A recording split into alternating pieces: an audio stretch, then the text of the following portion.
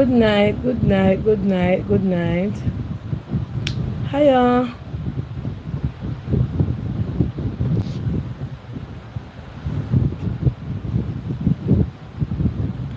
Good night, guys. Good night, Facebook. Auntie Dana here, and I'm over on my YouTube channel. If you come, make well lavish. Alright? Like up the live as you come along. Thank you, guys. There. Come make well lavish right over on Auntie Dana YouTube channel. Alright? Alright. Come make way lavish. Alright, I got the first like tonight. Alright, meet me over on the page Blanca Shop. Alright, and if you want to hear what me I go discuss, come on over. I may have one final word to put out too before I'm going on my lavish. Alright, so meet me over on the page. I never remember me did have my chips. Good night, Facebook. Good night, YouTube. Alright. Alright, good night. I reach in a couple seconds. Bless up. Blessings, blessings, blessings, blessings. Blessing.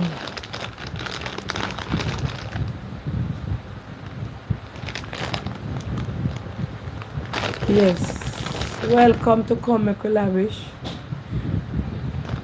You know, so I feel for some reason, I don't know, I just did feel tired. Mighty God, I want to go on. I can't say mighty God. Mighty God of God, yes. Shine your light upon her. Hey, auntie, good night, good night. One come, one and all. Please remember when you come to... I'm not up on the phone here. I lock the window there, coming up the door. I don't want no noise in here. Alright, yeah. Dana, you're early tonight. Yeah, I did outside. I read with one of my friends. That means me I come off early and I come in. Let me tell someone something. Someone who don't know me. Who don't know my temperament sometimes when I head off a trip. I mean, I tell you now again. At Christmas time I come here now. Christmas time I come to Jamaica now when pepper light I put up all different color. Green, yellow, red. You see if someone no big woman in a phone no leave me, I will string on up and put on up on the gazebo top. Like how you see pepper light put up all boat and Christmas light. And it pretty. I love string up people. Me I beg you no leave me. I don't like contention and I don't like war. And nobody can lead me on no farmer string and no farmer stick. I tell you that, you know, say nobody can lead me in no direction. Nobody can swing me go yasso. Nobody can swing me go deso. Nobody can swing me go round the road. And nobody can swing me no deso. I mean not take program from nobody. You understand? So, me I beg you, all of you, come out of my phone. Leave me alone. Don't come in on my phone because none of you can control me. I see a little piece of page when I'm teaching you my cooking skills. Not one of you in a phone can tell me who to share and who not to share upon it. Alright? Alright. Woman come call me and come tell me about not too long how she can't believe me share Omar and Kemar page. Me share anybody page when I want to share upon it. It's either you don't like it or you don't like it. Somehow you see somehow in a phone. I tell you somehow no want grandpitney for go wall up. And grandson for go wall up. You see somehow no make Jamaica can better. Somehow no make the world can better. All I want to walk give phone in a give problem in a phone is some old grey back long time big woman. I know young girl, you know. Some old grandmother who figure in bed at night time in a phone and stroll social media. You not even read on a Bible. Not even no Rastafari Bible. You look like you no take up. Eh? You no take up everybody business. You don't think you can tell me who for page you put up? Eh?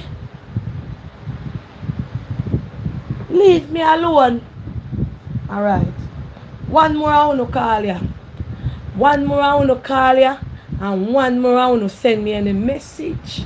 In this I want to see. I will put on up before Christmas come. Alright.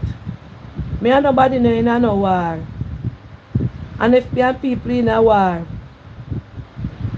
I may feel put up somebody page.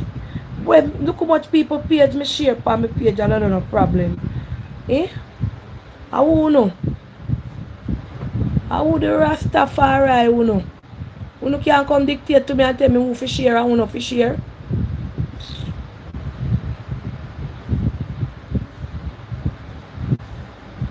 Go on, man. Who no go on?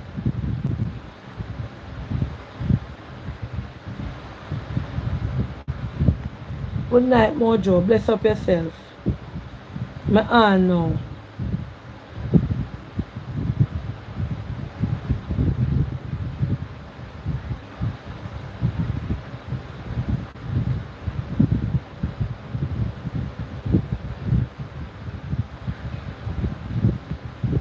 I left on the bed all boat. It look like I don't know what some of people take me for. Where some of take me for?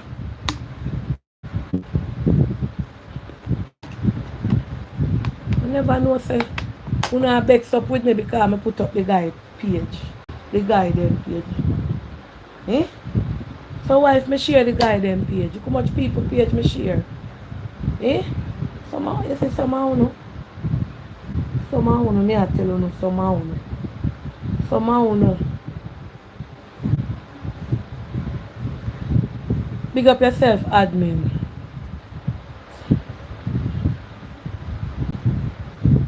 You no go and test my faith in a John shop. Somehow no, if you know the real people in a phone, you know that want put an end to animosity. You no come dictate to me over here because I no work under dictatorship. Uh-huh.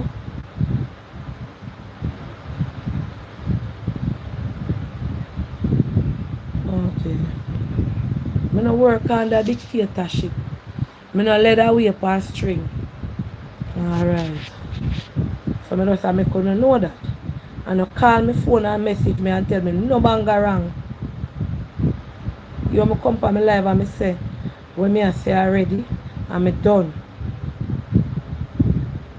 Anyway, Planka Shop, welcome. Good night, one and all. I quiet admin there tonight. I wish one. Kiki, big up yourself. Yeah, bless up on yourself, Planka Shop. It's always, yeah, I give problem. Like them one come tell me what to do over here. Can't tell about the power phone if you do with them page.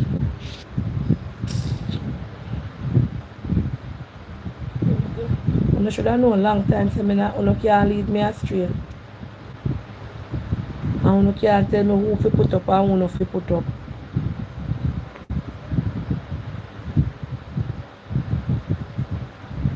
Why when me put up Chris page and share man tell you not to follow him, you never tell me take it down.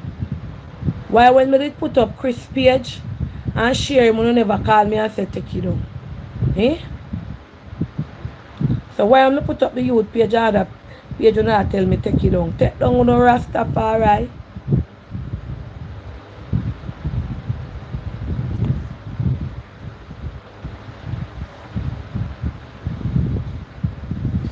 I'm supposed to get 1,000 followers already. Me and people in a war. Me and them in a war. Me and Chris in a war. Me and the two youth them in a war. So what you come here and say? What you come over here and say? I want to know if me and none of them in a war.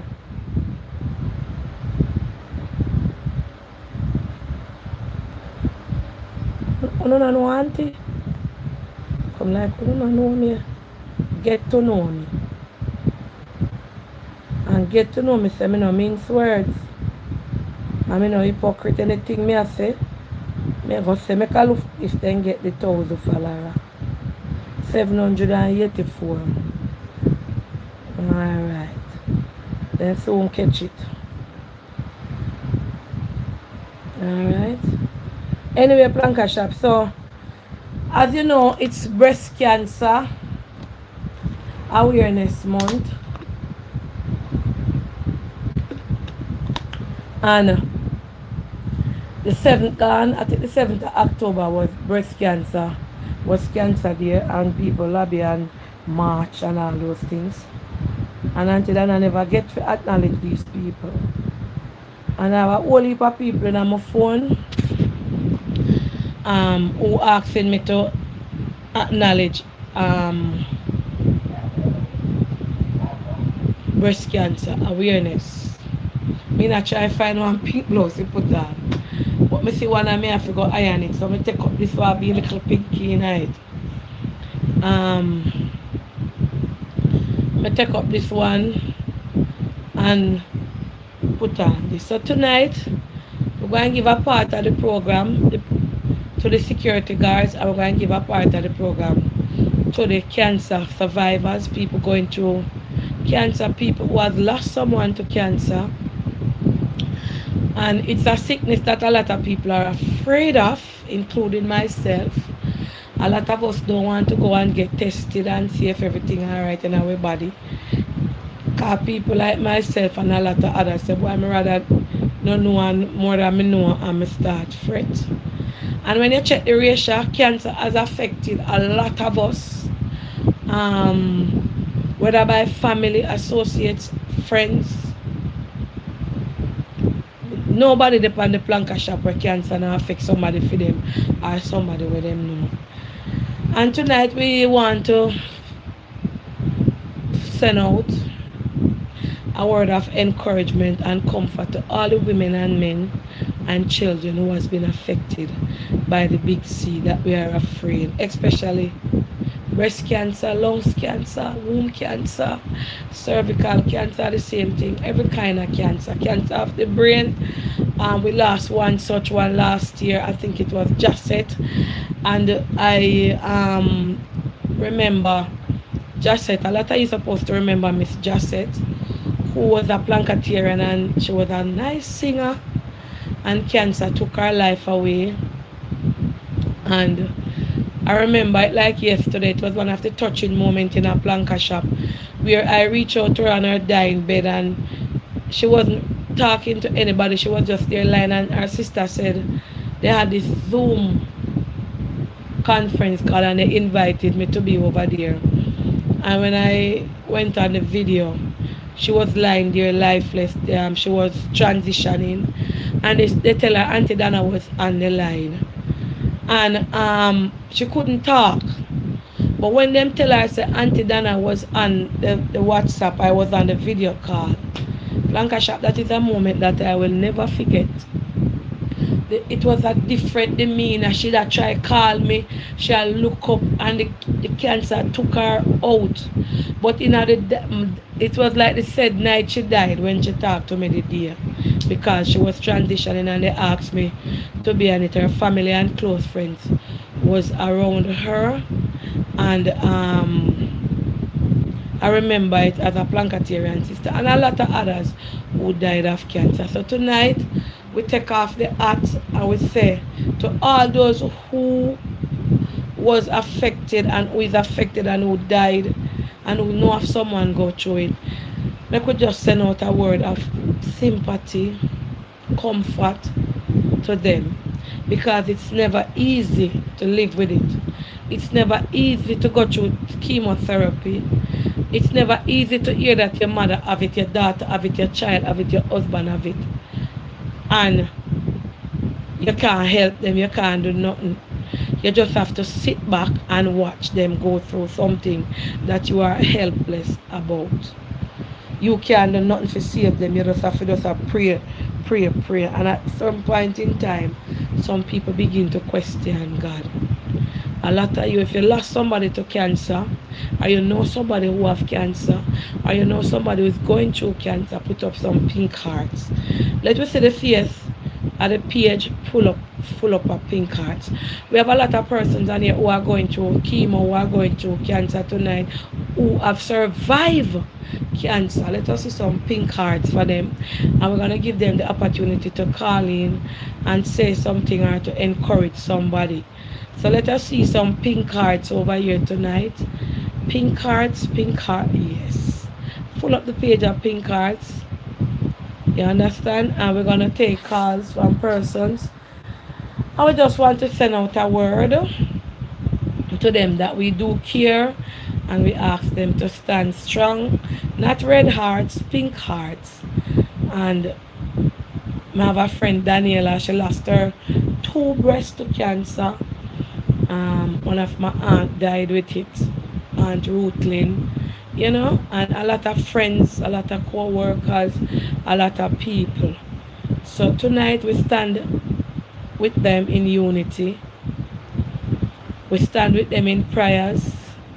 We stand with them in sympathy.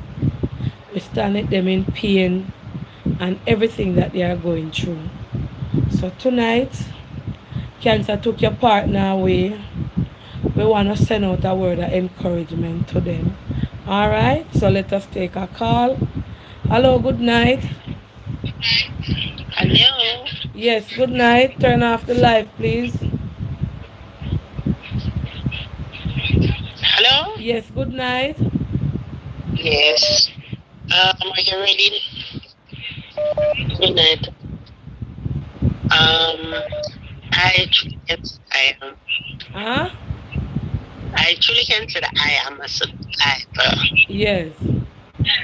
Yes, and it wasn't an easy road, but I'm doing 11 years now, and I really You're breaking up. Come up loud. Come up. You're going to speak up. Oh, you're not hearing me? You're hearing you now. Okay, yes, I just want to Take the say that phone. I thank God that I am a survivor. I'm doing 11 years, and I want to just say to other people who are going through this, it's not a death sentence, yes.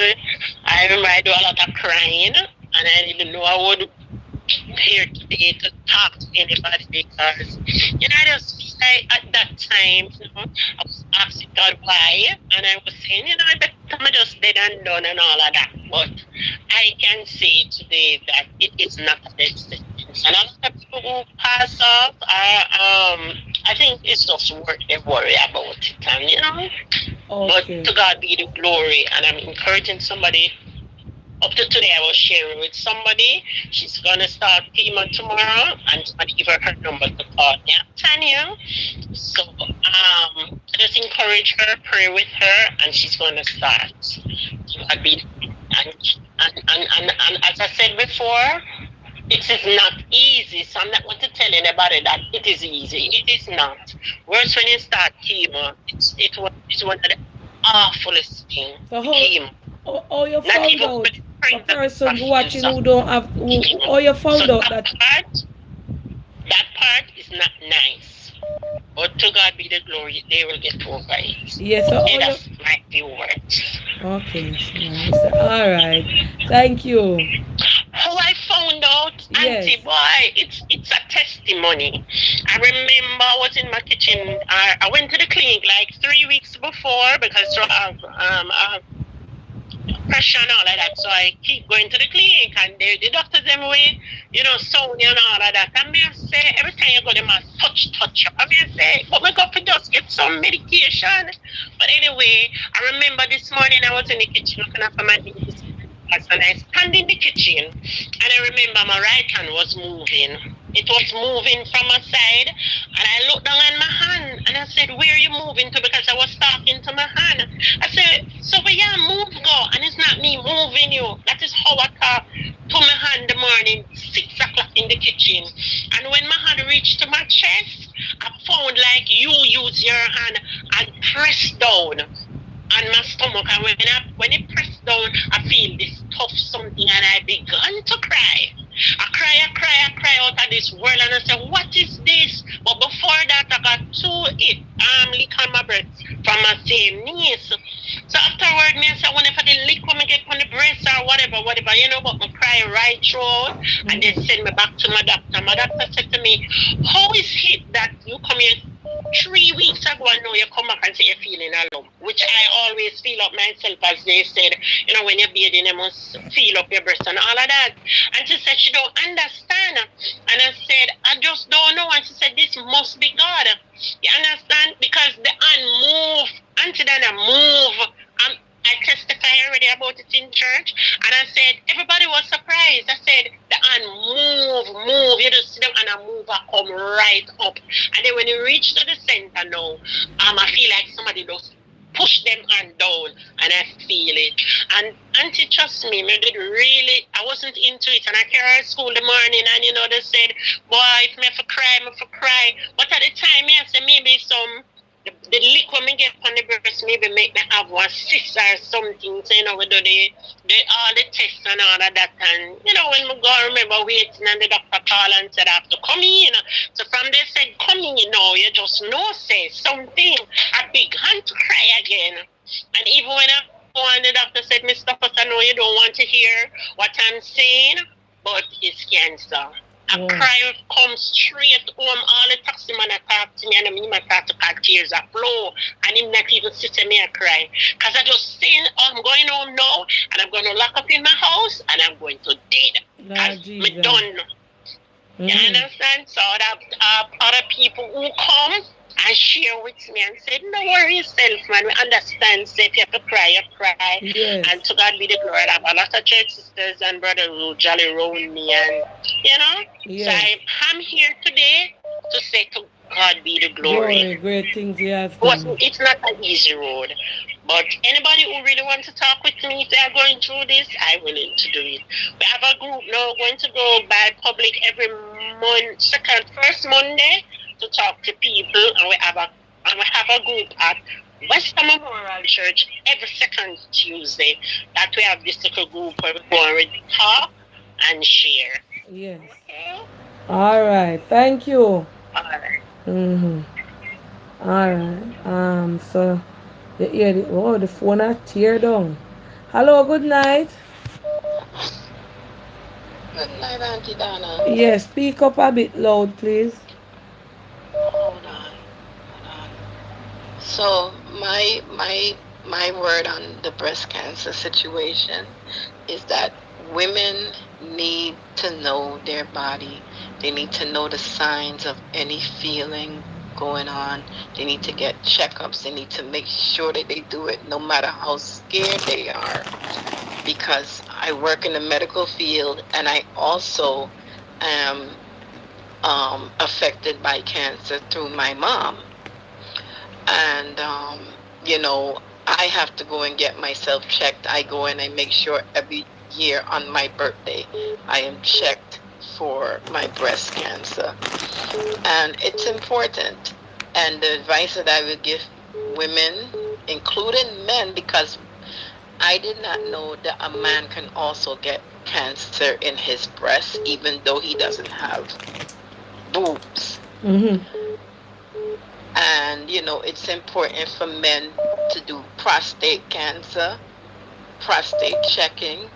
It's important for women to do all type of checking. You can get cancer of the colon, you can get cancer of your fallopian tubes, you can get cancer anywhere on your body.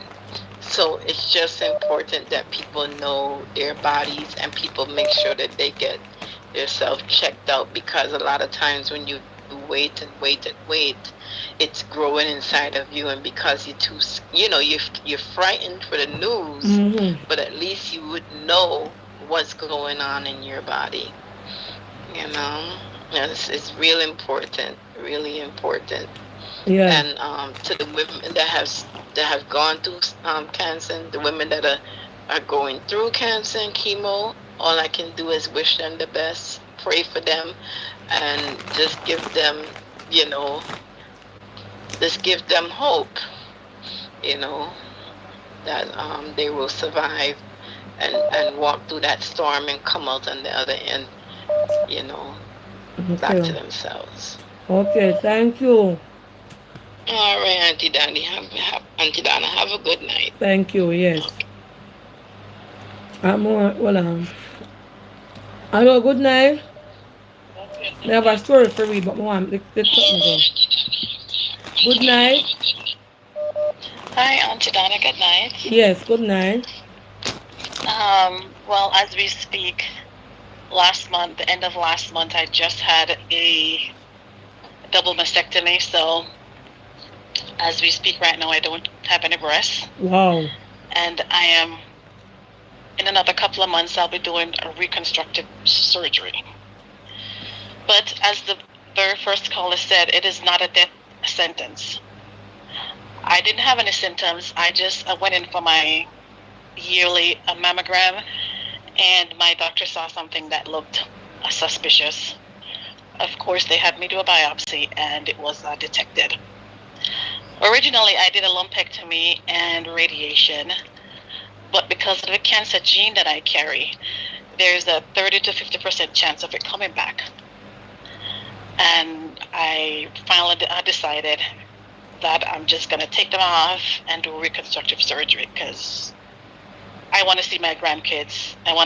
My daughter is grown and married, and I'm looking forward to grandkids, so I want to be around for them. Oh, wow. So my advice to females, get your yearly check. Yes. I got my yearly check. Every year I got my mammograms ever since I turned 40. And they just saw this little speck that looked very suspicious, and it turned out to be breast cancer. And I am the very first one in my family to have breast cancer. A lot of times it's hereditary, but I am the very first one. No one on either parent's side had breast cancer. I'm the very first one. So it's not a death sentence. I'm still recovering. I just went back to work. I'm still hurting. I have to take my painkillers every day. Still get up and smile and pray that I wake up every morning. But Amen.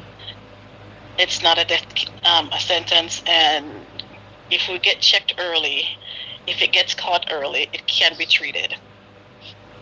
And as the caller So said, yeah, cancer can come any part of the body. any part of the body. And I was told by my doctor that females that have breast cancer have a higher risk of getting ovarian cancer.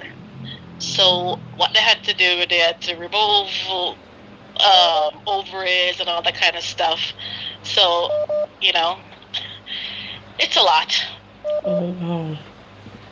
It is a lot. But thanks for doing this program. There are a lot of us on your live that are going through this. So I appreciate you doing this so we can all voice our opinions and tell your stories. Thank you. Okay, thank you, Auntie Donna. Yes. Alright, I have something to read out. I saw go in the message. Let me just take some call. Good night. Good night, Auntie Donna. How are you? I am fine. First time calling. Thank you. I'm just calling to kind of give you a little bit about my breast cancer that I was diagnosed with early March, April this year. Yes, I found out only because I went to do my yearly mammogram. I never miss it. I'm 62 now. And I went to do my yearly mammogram, and when I did it, they found something that was matching to they compared to the year before, and they say there's something there they wanted to find out what's there. So when I do all the tests and everything, it came back that it was cancer in one of the breasts. So I was scheduled to have surgery. I had surgery July 18th this year, and but before I did the surgery, my doctor wanted to have me to do a MRI, and he did an MRI on both breasts, and sure enough, the other breast that the mammogram didn't pick up, the MRI shows that it also has cancer. So I did surgery the 18th of this month, and thank God I didn't need, when they send whatever they told to go and test it, I didn't require to have chemo. I only had to do radiation. I just finished that 2 weeks ago, radiation, and now I went to doctor today, and I'm gonna go back Wednesday to start my hormone treatment, which is, I think, is a pill that they give you for 5 to 10 years. I don't know how long I'm gonna be taking it, but that the doctor said that's kind of, it's like a blocker to help the cancer from not coming back. Yeah. But luckily, mine is it didn't spread. They caught it early. It's kind of like a stage 1. So I did a lumpectomy where they go in and take out the tumors in both breasts. Mm-hmm. So I was home. I just went back to work in August. So all I'm saying is that every woman, and I go to work and I tell everybody, I will preach it to everybody. I don't hide it. A lot of people hide sickness, but I'm one who doesn't hide sickness. I tell Yes. everybody because I think I could save a life just by True. talking about it and encouraging people to do their mammogram. Because if I didn't go, I don't know what would happen. So I thank God for that. And ladies, all the Plancarians and all who's on the line, I'm telling you, I'm beseeching you, go do your mammogram. Because like the lady said prior, if you caught it on time, it's not a death sentence. We can live through it. So I'm just hoping and trusting God that after the start getting the pill and everything, it won't come back, because it's a chance it could come back that way. But I am praying, and I believe that with prayers that I get, I think I'm fine, and I think I will be okay. I haven't worried about it. I don't go for it. I sleep good at night, and I just praise God that we caught it on time. So I'm doing good. Thanks for listening, Auntie Donna. Okay. Okay. All right. All Thank right. you Have for a good sharing night, your dear. story. Yes. A lot of the time, I have a story to read about a young miss. Especially for a young person like in their 20s or in their 30s, and cancer take them over. The partner always leave sometimes.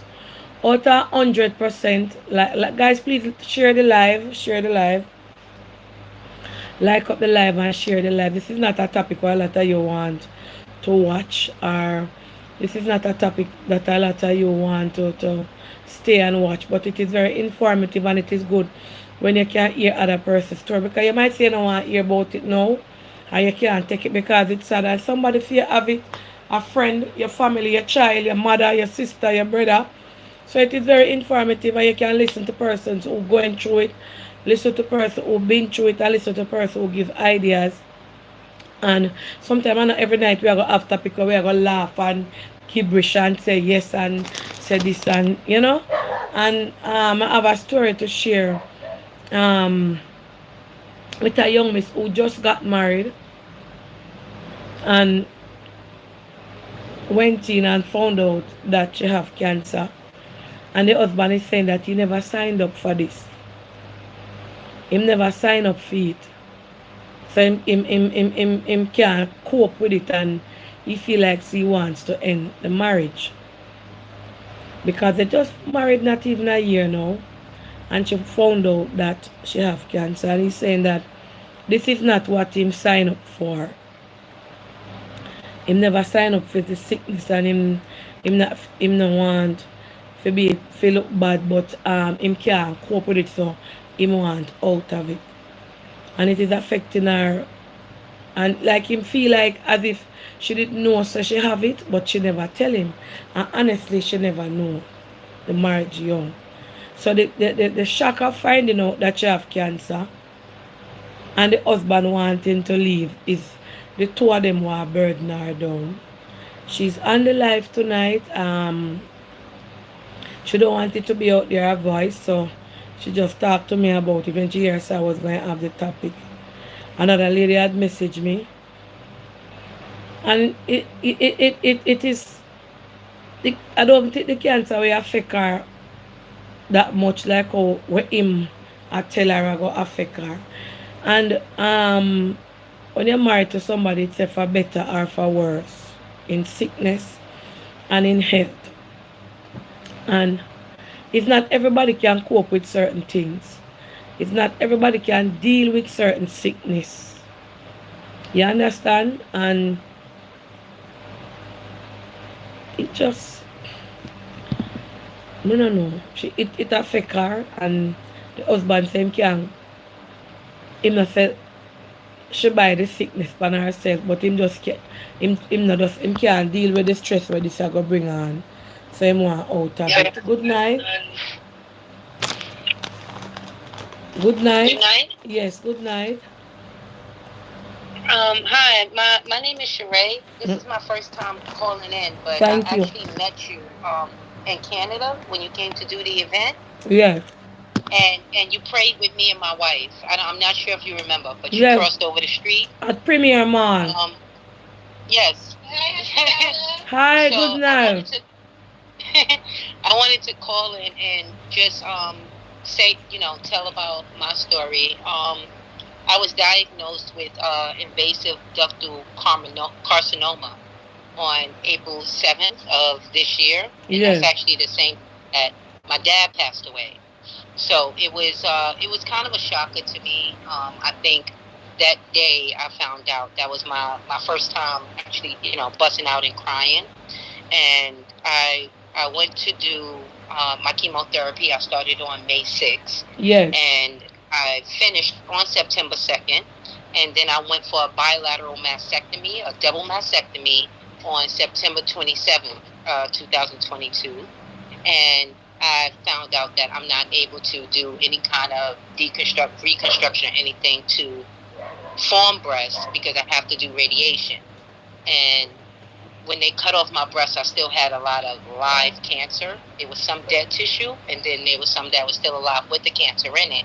Yeah. And when I did the stage 1, it seems as if all it did was irritate the lumps in my breast. So I had to switch over to stage 2, which is a little bit more intense. And it do a lot of wear and tear on your body. It gives a lot of strain. You lose your hair, your nails get dark. You lose a lot of your taste buds. You lose your sex drive, if that's okay for me to say online. You go through a lot of things, but it do help if you have a strong family support that's there for you. Yes. They can't help you physically, but as long as they're there. And it is hard, but I never blamed God. I didn't get mad at anything. I always said that the Lord, God actually chooses his strongest soldiers.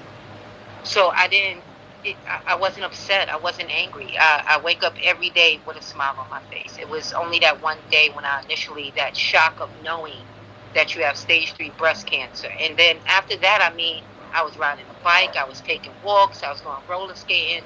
I was going on road trips. I never listened to when the doctor said, no, you can't do this when I was doing the chemo. I came to Canada when I was actually doing chemo.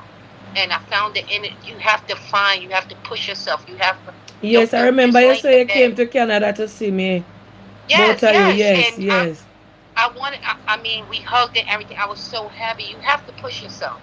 And a lot of people don't realize that if you lay in bed, that's killing you. That's killing you. You have to get up. You have to push yourself. And don't push yourself too hard. But never give up or feel like the lady said before, it's not a death sentence. You have a reason to live, and don't feel as if this is just some bad luck that fell on you. Everything happens for a reason. Not everybody will still have the same mind frame, but always think that God has a path already set out for you. And if True. he chose you to be his strongest soldier, then he chose you to be his strongest soldier. And be a voice for other people that feel like all they want to do is lay down. Let them know they don't have to. You can take walks, you can take drives, you can still ride a bike, you can still find the energy to do something. I'm actually about to start chemo again this Friday. Mm-hmm. Since the cancer didn't die on its own, I have to do chemotherapy again, I have to do radiation, and I have to do the chemo pill. And I'm still not down. You have to push yourself. You have to know that you were put on this earth for something bigger. True. Don't let breast cancer define you. Don't let breast cancer define you. But I just want to thank you. I still remember that prayer. Yes. I have the picture still. Auntie Donna, I love you, and I thank you. That meant a lot that you actually took the time to hold my hand and pray with me, and I was so happy I saw you. I was going to be upset going back to New York, and I didn't get to see you, but everything happens for a reason. You happened to be walking that way, and we stopped in the car, and I saw you. So I want to thank you. For anybody with breast cancer, do not give up hope. Don't give up hope. Don't feel like it's a death sentence. Thank you so much. Thank you so much. You're welcome. Thank you. You give a lot to your community. Thank you. Community everywhere, I mean. Not Yes. just Jamaica. I'm talking about New York, Canada, wherever you go, wherever you Yes. haven't gone, you still touch people. So that's your community, everybody. And I I thank was you so again. touched by the fact that you guys came over from America just to see Auntie Dana, and you never got to see me, and I was leaving the mall in Premiere. Yeah, I was so mad. Yes, I And when I remember. saw you, everything happens for a reason. Everything happened for a reason. Yes. So I thank you again. You have a big community. And like I said, not just in Jamaica.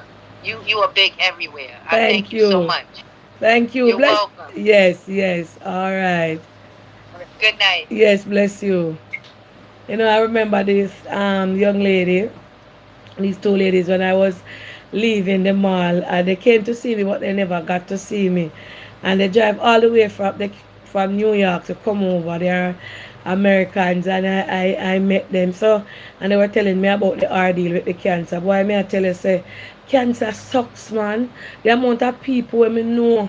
I since night Charlene just has said to me, say, one man I know named Mohammed, one young man we do building work like Garnet, him dead. Charlene just not too long, I say what happened to him. She say him have cancer and him dead in the hospital. Why? No, old man. Good night. Hello, good night.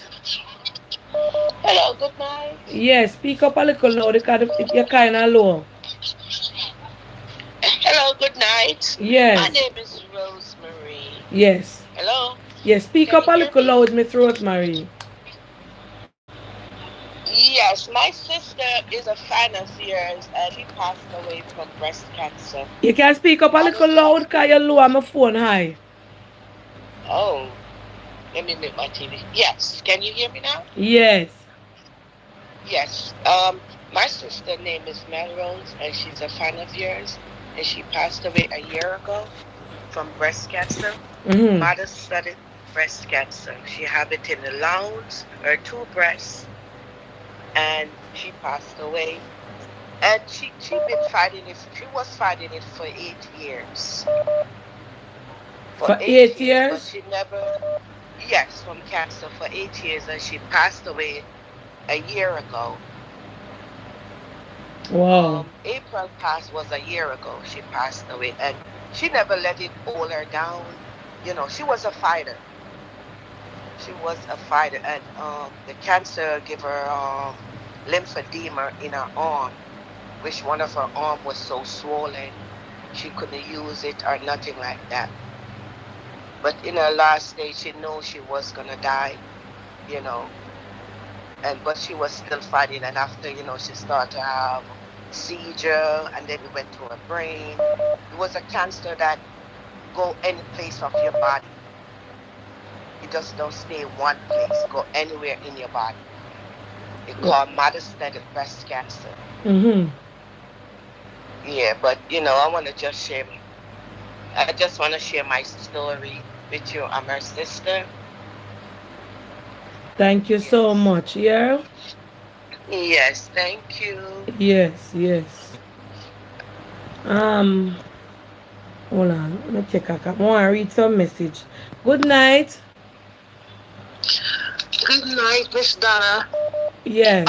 Just wanted to talk a little bit on the breast cancer. The lady that called that said she met you in Canada and she had the invasive ductal carcinoma. That's the same cancer that I was diagnosed with.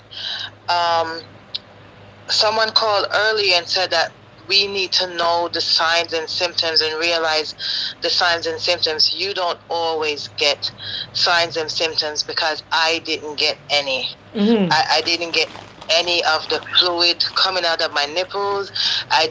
My nipple wasn't inverted. I had no signs whatsoever. And the way I found mine is that my best friend was going through cancer screening. Mm-hmm. And her husband asked her if she talked to me as her best friend about what she's going through because he couldn't handle the emotional part of it by himself. And that's how she called me to tell me what she was going through. And after I spoke to her, I laid down and checked myself. And the first breast that I checked was my right breast, and I felt the lump felt like the size of a golf ball. Yeah. So I got to stage 3 with no signs and symptoms, nothing at all. And I had to do, at first they told me I had to do a certain amount of months of chemotherapy. When I did my double mastectomy, because I did a double mastectomy, a lot of people like to do a lumpectomy and try to like save their breast or save one of their breasts. Sometimes it's best to just take it off. Like, just think about your life. If you have kids, think about being around for your kids and just take them off. So I thought about it, and I told my doctor before she recommended that to me, just take them. Like, whatever you have to do, just take them. I have 2 kids. So she said she was happy. She was happy to hear me say that because that was her recommendation. So they said I had to do a couple months of chemotherapy, and that was it. When they took my breast off, and they what's the word? Like they do like they test it. They test to see exactly what it is. When they did the test and everything, they said, listen, I have to do a longer batch of chemotherapy. I had to do 2 different types of chemo medicine, and I had to do radiation. The radiation was the easier part. Apart from, you get like a burning sensation, but it was easier than the chemotherapy. I wouldn't wish chemotherapy on not even my worst enemy. Chemotherapy sucks. The hair loss, not being able to eat. I turned dark, like I was black. My tongue was black. My fingernails were black. My toenails were black. The throwing up, it's awful. And it's like, another thing too, like the lady said, the last lady, you have to have support. You have to have a lot of emotional support. I had no emotional support in my house. No emotional support. My relationship fizzled out once I got sick. I had you need emotional support to get through chemotherapy. So I couldn't talk about it. Whoa. Huh? Somebody on the live asking how you test yourself. You lay down. You can do it in the shower, but the best way to do it is to lay down, and you put your hand above. Like, if you're gonna check your right side, you put your right hand above your head, and you use your left hand to go around, like your 2 fingers, and you just go around and like press down. You can tell the difference. You can tell it's a lump, like it's distinct. Even if it's small, you can tell. If you're gonna check your left side, you put your left hand over your head, and you use your right hand and go around like with your 2 fingers pressing down to feel it. You will feel it. Oh, Jesus. You can tell, and we should all go, because I hadn't been to the doctor in a while to get my annual. So all this time I had this thing and I didn't know. And if my friend didn't call me and tell me I would have never found mine. And I probably would have been too late because I got to stage 3. Oh. I got to stage 3. I had to do a double mastectomy, and then I did reconstruction. And your body still go through. I have like nerve pain because of the chemo. Your body goes through all types of things. Like, I'm always tired, but like the lady before said, you have to live, you have to get up and go. You just have to thank God. I thank God that I'm still here, because I thought I was gonna die. Oh my God. And I'm still here. I got to a point where I didn't even want to do chemotherapy anymore.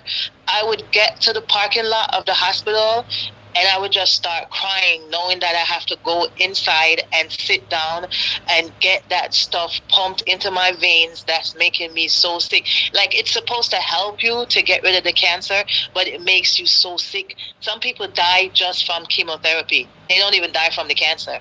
Wow. This is scary. Yes, it is. People die from just chemotherapy. They don't even die from the cancer because the chemotherapy breaks your body down. I'm so happy that you're having this topic tonight because a lot of people don't even like to talk about it. Because I didn't. Honestly to God, right there now, I'm afraid, right? I mean, so look here, how is your friend? She's actually, she never got to the point where it turned into cancer. And they took her breast off. And it's funny, I had the cancer, but she never really got to that point. Okay. But they just took her breast off, and she doesn't have to do any chemo or anything. She doesn't have to take any pills or anything. Okay. Because I have a friend named Daniela. She took off her 2 breasts, and I'm a good friend when we meet back in 2018. She take me, I see if I can get her. She named Daniela, her 2 breasts them come off. And she just married. Oh, yes. You know her? I heard you talk about her. And I reached out to her on Instagram to ask her, what does she think?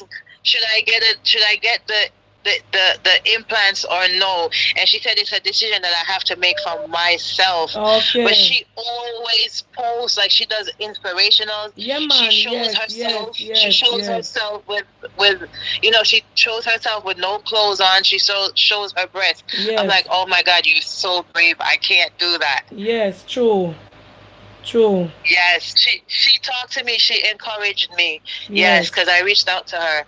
Because of you, I told her that I watch your program, and you talked about her. Yes, and I'm friends with her on Instagram. Okay, thank you. Thank you so much for doing this tonight. Yes, God bless. Now let's see if we can get her to encourage, because our 2 breasts them. Yes, our 2 breasts them. I know. Remember, she used to sell her t-shirt for her. And she just got married the other day. And I think she had it twice. I think yes, it twice. Came back. And she shared her story. That's how we did meet her on IG. Yes. Yes, I'm friends with her. I hope you get her. So she can encourage. She's so brave. I try to remember what her name for IG. Oh my God, it's Danielle. Oh my God. I know Daniela. She put Danny Boo, something like that. Hold on. Danny, let me look. Danny Boo, I think. No. Where is she? Overcomer. It's Overcomer. Yes, Danny. Overcomer Danny. Yeah. Yeah. I never remember when Miss Tuarez come. I go see if I can get her. See her here plan, because I'm a good friend. Both her breasts, if she put up her, it's so I meet her, I meet her when she just start go through it, and I used to send her encouragement way back in the days over IG. She's a true motivator. She just get married. Yes, she is. She just get married last year. She always posts and encourage people and talk about her journey. She always talk about her journey. She shows her chest, everything. Everything. She don't hide nothing. And she motivated, And I believe, so one of the days she believes she go up on People magazine. See her here? And she have her daughter. You know the Overcomer Danielle. Let me see if we get her on the line. Okay, good night. Yes, she's a good motivator for talk to you tonight. Thank you. Yes. You're welcome. Yes. When I always hear me talk about her, I meet her in 2018 before you guys know me. I'm gonna see if I can get her on the live if she talk to me. She's a good motivator for have. She all asleep and she there at work. She would have wonder how this I call this hours and night. You know, so if they recommend chemotherapy for me, it's going to refuse. For me, I am going to have to do radiation. Wow. Myself and some other nurses will be doing a Zoom presentation on breast cancer. And you know the planka shop, if you're in Jamaica and you have cancer, boy, you suffer. Because if you don't have the money if you go do the chemo, dog eat your supper, no like a foreign. Let me tell her me a call her. I don't like I know like a foreign where you get the treatment whether you have the money or not and insurance and so take you. You there Jamaica if you not have no money planka shop. Remember me tell you, dog eat up the whole of your supper. Because every go you got the hospital, every go you got the hospital you have to have the money. Foreign people it different for them. Whole heap of people out here suffer affected by cancer. Hello? Affected by cancer and can't get no treatment. Whole heap of people there. Good night. Hello? Hello, good night. Hello? I'm hearing you. You're not hearing me? Yes, I'm hearing you now. Okay, so I saw someone in the comment was asking how do you tell? And I wanted to bring some awareness. There's some female who was considered to have fibrocystic breasts. That mean fibrocystic breasts, and it means that the tissue inside of the breast is lumpy.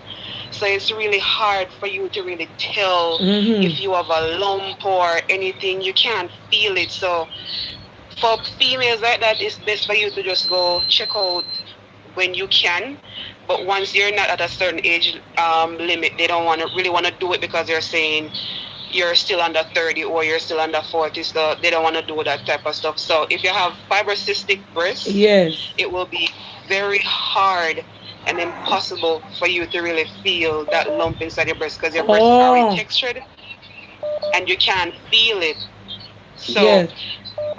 I had the same issue and it was so hard. So when I went to the doctor, she was like, yeah, you can't tell because I just felt something. I just run because I'm like, Jesus, I'm not even 30. So let me go find out, what's going on. But everything was all good. But for female with fibrocystic breasts, that will be a struggle. So the least thing you feel, you might just want to go to the doctor and get it checked out. Yeah. They won't turn you away if you're in the US. They'll still check. So I just want to bring that awareness. Yes. And I was saying that here in Jamaica, a lot of people suffering with cancer, especially women and men, and they don't have the money for the treatment. And they can't get the medication, they can't go nowhere.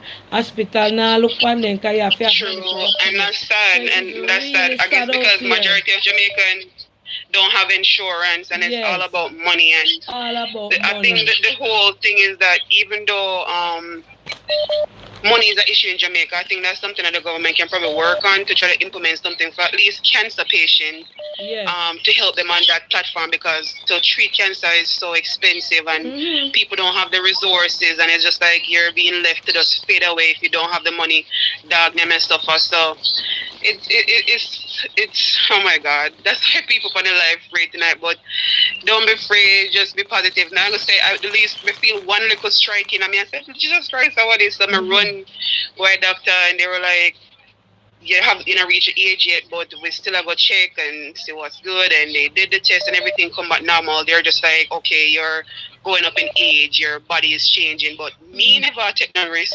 I wanted to know that everything was well, and I couldn't feel any lump because of the texture in the breast. You can't tell if you have a lump or anything, even if there was something there. But once the test is conducted, then they'll be able to say, okay, there's nothing there. Okay. Because not even them can feel it themselves and tell if something there because the breast is textured. So what you're basically saying is, even if you test and you don't feel nothing, like how me have a fat breast right now.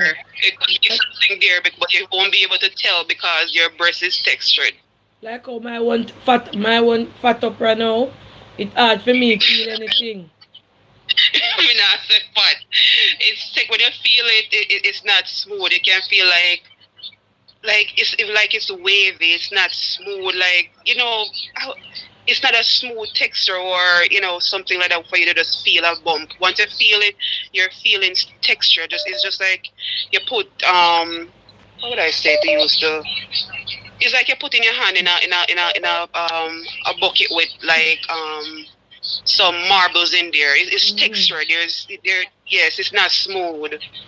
So therefore, you can't just touch it and feel one lump and say, oh, something there. So because the breast itself has texture in there. But you can look it up. It's called fibrocystic. Yeah. And that's the type of breast that is considered. So don't be alarmed if you feel a breast and you can't really tell. That's probably the issue. It doesn't mean that there's something wrong with you. It's just a tissue that's inside your breast. Okay. All right. Thank you so much. Let me go No and problem. lie down and feel up to myself to see. Can't deal with you, No, true. God, no, me done. To myself, lie down and put my hand back on me head. I'm going to try it when me done. God, no, me. Alright. Alright, Mom. All right. Bless you. Yeah.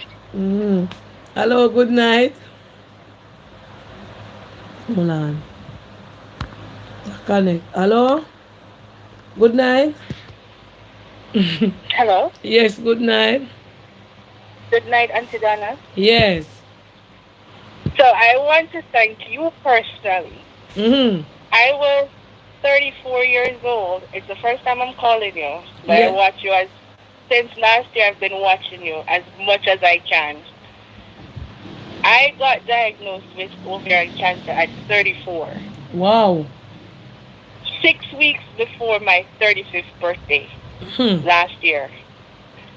And I will tell anybody, when God is preparing you, sometimes we have to pause and take note. 2 years before my diagnosis, I tapped into my spirituality. I started getting up in the morning, having my devotions, singing my little praise and worship songs before I left out at 5:30, 5:45 to go to work. And I got home 7 o'clock at night to get up and do the same thing over the next day. And I started working out in the beginning of the pandemic. I noticed my stomach wasn't going down, but I was shredding weight everywhere else. Yes. And my girlfriends noticed, and people, us Caribbean people, we like to talk about people behind the back and nobody asks questions. Everybody was talking about me behind my back. And they would ask my girlfriend, is your friend pregnant? And they would be like, no. But they knew that I had a doctor's appointment coming up because we all noticed that I was losing weight. Yes. But my stomach wasn't going anywhere. I told a lie. Won't say that I didn't. I told a lie when I went to the doctor and I said I'm feeling pains in my stomach. Because I wanted them to do an ultrasound, whatever it needed to be done. They did the ultrasound. They said, okay, we need you to see a specialist. I said, okay. Went to another doctor, got an MRI done. I had a tumor. March of last year when I went in for my MRI, my tumor was about 10 pounds. When I went to do my surgery June last year, when my tumor came out, it was 16 pounds. So my tumor gained 6 pounds between March to June when I did my surgery. I told my doctors then, I said, could you please, whatever is being removed, do whatever needs to be done. Whatever needs to be removed, remove it. No, I didn't get tested for having cancer at that point. None of my blood worked because I got tested to see if I had cancer going on. None of my blood work showed that I had cancer cells in me, nothing. Everything was fine. 2 weeks after my surgery in June, I got a phone call. We need to see you. I said, okay. Went in. So and so, I won't say my name because I know probably my family and my friends. Yes, don't who say your don't name. know, Don't say but I your won't say name. my name. They said, well, you have cancer. I said, okay. I didn't cry. Nothing. I said, how bad is it? The nurse said, you will talk to the doctor, you'll go from there. I said, okay. I called my mom. I said, well, this is the case. I found out that I have cancer. Just like that, nonchalant. My mom said, and you don't feel any way about it? I said, what should I do? Yes. I said, it's a sickness. It's a disease. And the one thing that it won't do, it won't win. It's not something that I caused on myself. It's just a part of being human. I went, I saw my doctor. He recommended me to my oncologist. Everybody is in the same building, thankfully. So I get to see both doctors whenever I need to. And I started chemo last year, the 16th of September, which was my dad's birthday. Yes. I will never forget. And I had 20 cycles. Now, the chemo that I got, it's called FOLFOX. I went in once a week. They did all my tests and everything.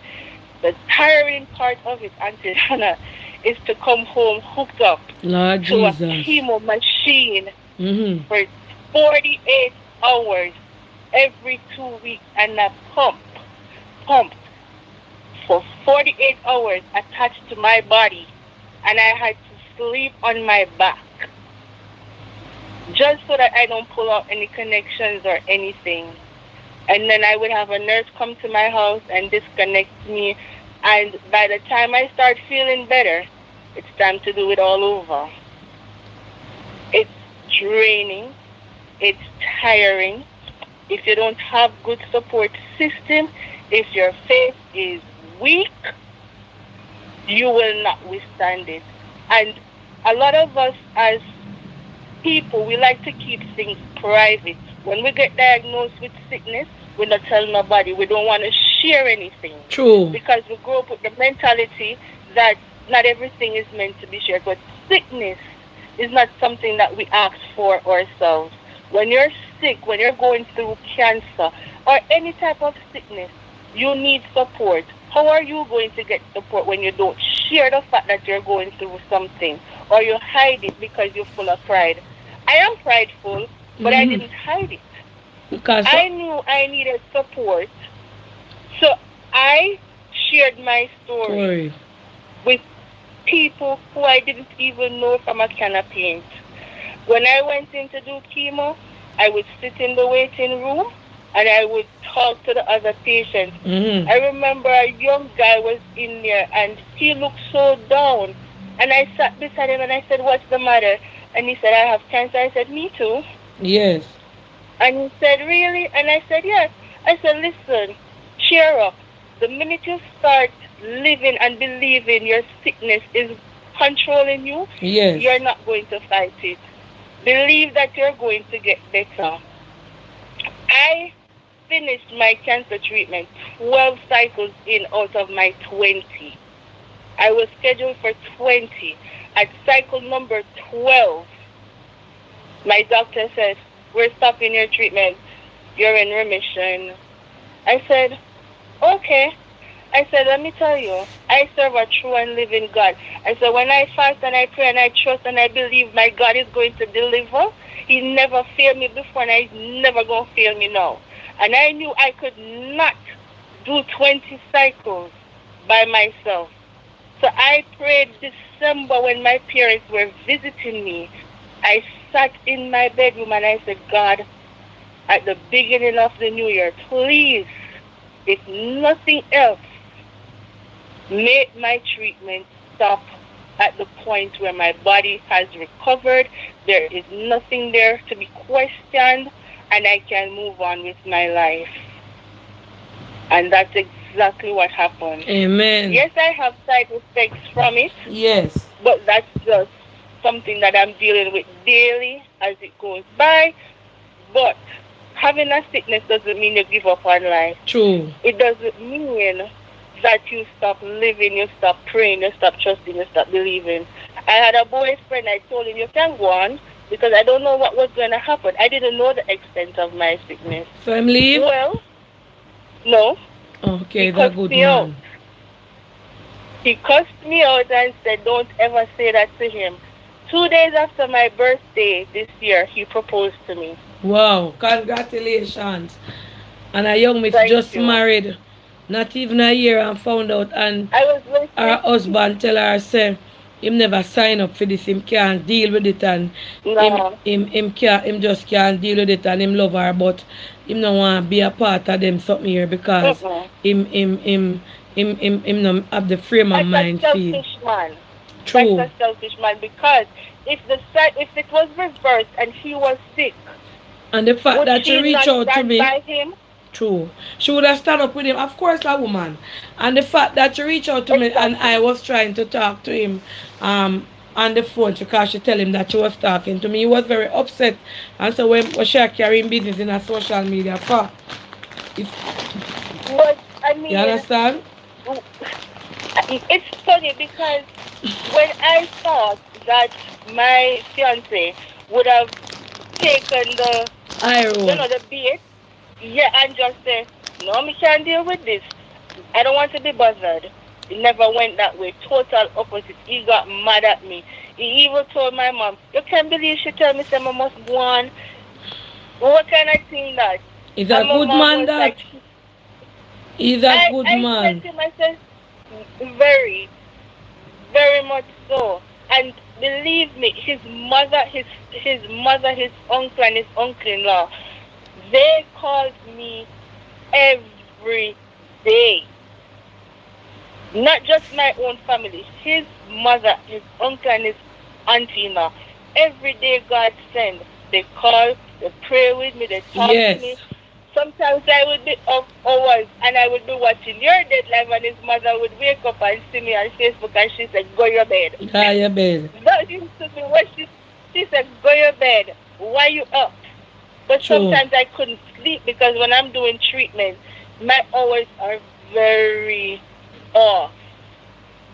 But I started watching you faithfully from then.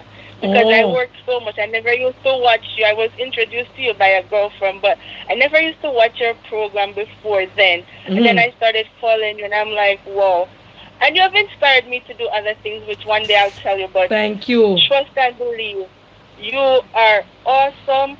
And I would want to encourage anybody facing or going through cancer, don't ever give up. True. Trust and believe in the God that you serve. He is faithful and just. He never gives us more than we can bear. Be prayerful, and when you're praying and you're asking, believe. Praying without belief does not give you results. If your faith weak, ask God to strengthen your faith. Yes. You can't go and believe that you're not going to get better. You will never get better if that is your belief. And guess what? You see, when a lot of persons sick, like when they are in turmoil, like the cancer, it's that time them lose faith, because them get weak. And that is the time where we have to cling to God. But a lot of the time people lose faith those times because them feel like God has let them down.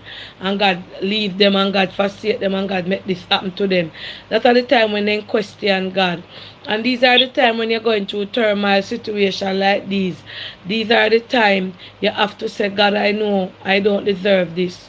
But you are the God who healeth all sickness and all diseases. Them are the time when you have to show God so you still believe in Him. Because sickness is affliction from the devil. And you will say to yourself, boy, I serve God and I do everything to God and God make this happen to me. And God make this do me and God this and that. And not God, you know? Remember, so they did crucify Him on the nail, you know? I always say this. This is one thing I always say to myself. I always say when I pray, I said, I am a sinner called to repentance by the blood of the Son, Jesus Christ. I always say that when I pray because I know there's not one day that go by that I don't sin, whether in thought, word, or deed. I sin each and every day that go by. Yes. So if every day I get up to see another day, I have to pray and remember that me saved by the blood of Jesus. the Son, True. Jesus Christ. Because without him, all are we dead. We True. would have all died long time ago. But grace and mercy keep us because of him. Amen. So I want to encourage somebody. Just, have faith, believe. Find even one person that you can trust in and go from there, that you can sit down and talk and get support from. Not tell people who go shun you, because that's not going to help you.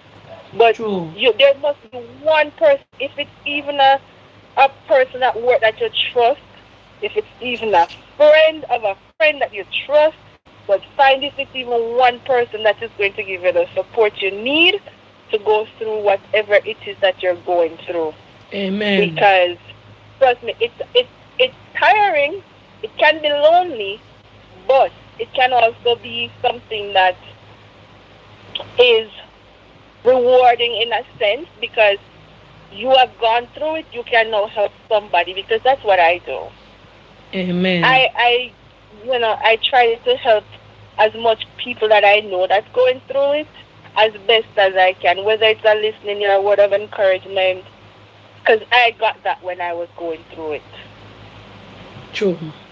So I appreciate you, Auntie Donna, and God bless you. Thank you so much. And Yes. Thank you're you welcome. so much. And may big up whatever it is that your heart desire, it be delivered. Amen. And bless up yourself. Thank you for sharing your Thank story. you very much. Yes. Thank you. Yes, ma'am. Me I watch one bees all night. Look for the bees. Look for the bees in my ceiling top, no? To come pitch down for me in the night in my bed. You see him? I wonder if you see him, Planka Shop. You not see bees upside of the light over there, so. To come pitch for me in the night, yeah. I'm never afraid in a John shop. I may look for me, hold on, the phone drop. You know, see me there, I look up. Alright, hold on. Let me just take 2 message. Because I now get to take the message. Hold on, call her. I soon call you back. Whole heap of message are coming, so my people them now want to call you. Good night, Auntie Donna. I am on your live as a male, and you said something that is not fair. You said that the gentleman is unfair because he spoke his truth. I am not saying he must leave his wife. But Auntie Donna, it's not everybody is capable of dealing with such things. He married for love. And the Bible did say for sickness and in health. What if he makes the decision now that he cannot deal with the sickness that his wife has? Is it wrong for him to want a divorce?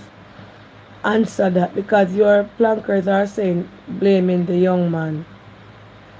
It's not all of us that can deal with such situation. Probably if he had known before he got married, he would not have married to her.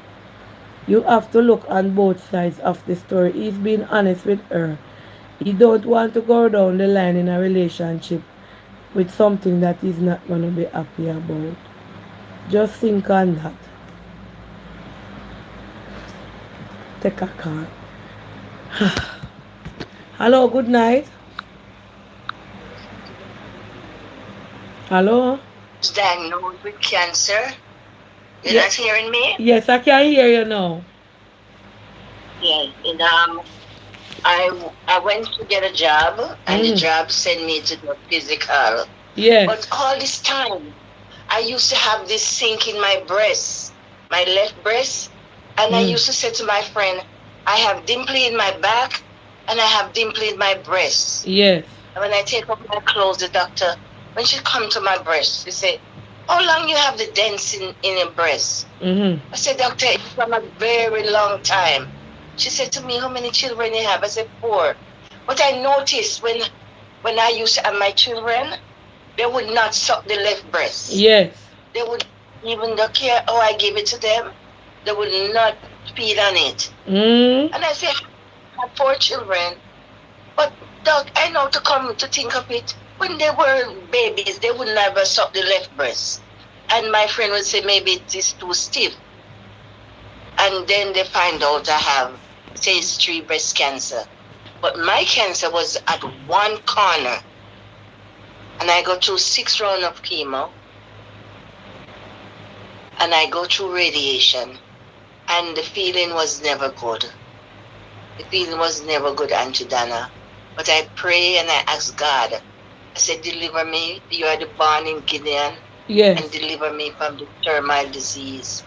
So that man, who his wife come down with that sickness, she didn't bought it on herself. And something can happen to him too. True. Something he can going down the road in his car and he meet an accident and he paralyzed for life. True. He don't have to die. Something can happen to him too. So cancer is not a sickness where you're going to run and leave somebody because they say they have cancer. You're not going to die. True. 6 years now and I'm a survivor. Yes. Last week I went and do a mammogram on my right breast. Everything was clear. Everything was clear. I do my OBGYN. I do there. Everything was clear, Auntie Dana. But cancer, when I come down with the cancer, Dana, I tell you, boy, I cried. And then when I went back to the doctor, the nurse said to me, you go home and cry. I said, yes. She said, all right, cry if you want to cry, but keep on coming. And 6 years now, Auntie Dana, and I'm working and going strong. Strong. Thank you. It's not wow. an easy feeling. I'm continuing to Okay, stay and strong. yes, big up Yes. yourself and everything. Thank And you. tell that lady to keep strong. Don't worry about her husband. She's gonna get over it. Yes, this too Because shall pass. men have prostate too. So you know, you tell her to keep strong. Men Okay, are Dana, prostate take too. care. Yes, I'm on the ma'am. job. Yes, God bless. Yeah. God bless. You too. Yes. Thank you for sharing this while the phone full.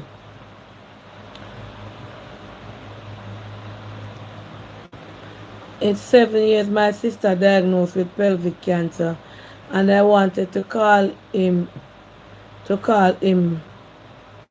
and tell you our story. How she became a survivor. Maybe it could help. Yes, you can call, it's not that I don't want to answer because somebody else was on the live. Good night. Good night, Auntie Donna. Yes. Yes, I call you to give you my story. In 2012, I just said, let me go and do my physical. I haven't done it before. So I went and I did my mammogram. I just turned 41. Yeah. And when I did it, the doctor said I should go and do an x-ray. When I did the x-ray, it didn't show up anything. Yeah. So they asked me to do a different kind of mammogram. I think it's the diagnostic mammogram. So I went and did it, and they told me I have to do a biopsy. Yes. And then when they told me that, oh my God, my legs them get weak. I start fret. Anyway, I went and did the biopsy. And when I went and did the biopsy, I went back to work. And while I was at work, a nurse called me and said, if such and such. I said, yes. She said, you have breast cancer. Just like that, Auntie Dana? Yes. Auntie Dana, is like a storm just hit me. I start crying and I start crying. Auntie Dana, I said, oh my God, I'm going to die. This is the end of my life. I'm going to die. And I call my daughter and I tell her. And she start crying. Auntie Dana, I didn't know much about cancer at the time. That was 2012. And I was living with my son at the time. Me and my son alone. And this little boy, Auntie Dana, I cry on his shoulder, cry on his shoulder. He take me to the doctor to do the surgery. I do a lumpectomy. And after I did that, after they do 6 rounds of chemotherapy, Auntie Dana, my hair was long down in my back. And Auntie Dana, I just watched my hair one day, my hair just come off. Just come, lumping, just come off. Mhm. And I start to get hot because it bring, when the chemo, it bring on hot flashes on you. I was so hot, like Yeah. something burning me up. After I did chemo, I had was to do radiation. I did about 4 weeks of radiation. And they put me on tamoxifen for 5 years, and I'm on another medication for the hormone replacement. You have to take it for 10 years. And I'm still on those medications. Mhm. But you know, thank God I'm getting better. But I'm still having the hot flashes with the hormone replacement. Yes. Yes, so and the thing is with cancer, Auntie Dana, you have to stay strong, you have to be positive, and you have to have a support system. Because when I found out, my mom came from Jamaica, she was with me 5 months, she stayed with me. And then my daughter came, Mama went home, and my daughter came from England, she was here with me. And then my sister came, I had good support system. Yeah. And my son was there all the time with me, Auntie Dana. When I went to the hospital and saw these people, Auntie Dana, oh, they're sick. Oh my God, they're walking. And the young people, them, you know, walking with in wheelchair because the chemo let you weak. It kill all the cells in your body because it can't just focus on the cancer. It kill every cell in your body. Mhm.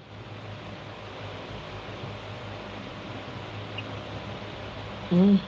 Hello? And when you look in my hand middle, Auntie Dana, my fingernail turned black. Yes. Black. No blood, no blood, nothing not in your hand. When you look, it's just black. It's just black. Jesus. But thank God, I'm here, breathing, giving God thanks, and just staying positive. It's been 7 years. 7 years now, yes, and still doing my checkups and everything. But Thank you. I'm the first person in my family, Auntie Dana. First time I went for the mammogram, and I'm the first person. I've never, nobody in my family have cancer. Thank you. Thank you for sharing your story. Fresh. Okay, Auntie Dana, bye. Yeah, call Fresh to me. We don't hear any men calling in tonight. It's only the one. What we're not afraid of. Cancer affect man right now. 70% of man out of Jamaica are now affected by prostate. How many hear the man are calling? You're not afraid? I do what YouTube say 10% of man may have watched me. I don't know how YouTube know who a man for who a woman. But what happened to the man them? Cancer not affect you too. Eh? I want 2 man calling. Good night, chicken back. Fresh! Good night, Auntie. Yes. I'm gonna give you my experience, not with me, but with my cousin. Hers was not hers didn't started out with a lump. Hers started out with a stinging in her left breast. Yes. She had a stinging from the nipple, Mm-hmm. going straight through under her armpit. Yes. That's how she found out she had breast cancer. And when the doctor told her she had breast cancer, I is the one that cried. The only time my cousin cried is when she was losing, is when her hair started to fall out. Auntie, when she went to do the chemo, I sat down in the chair with her. When she done, that chemo had her sick. She was throwing up. And then, you had to come home because when she did the breast cancer, when she did the surgery, she did the reconstruction of the breast one time. Yes. So she had to come home with the drainage in her breast, and we used to have to measure the blood lossage every time, and it was like I was going through it because I was crying. I was crying.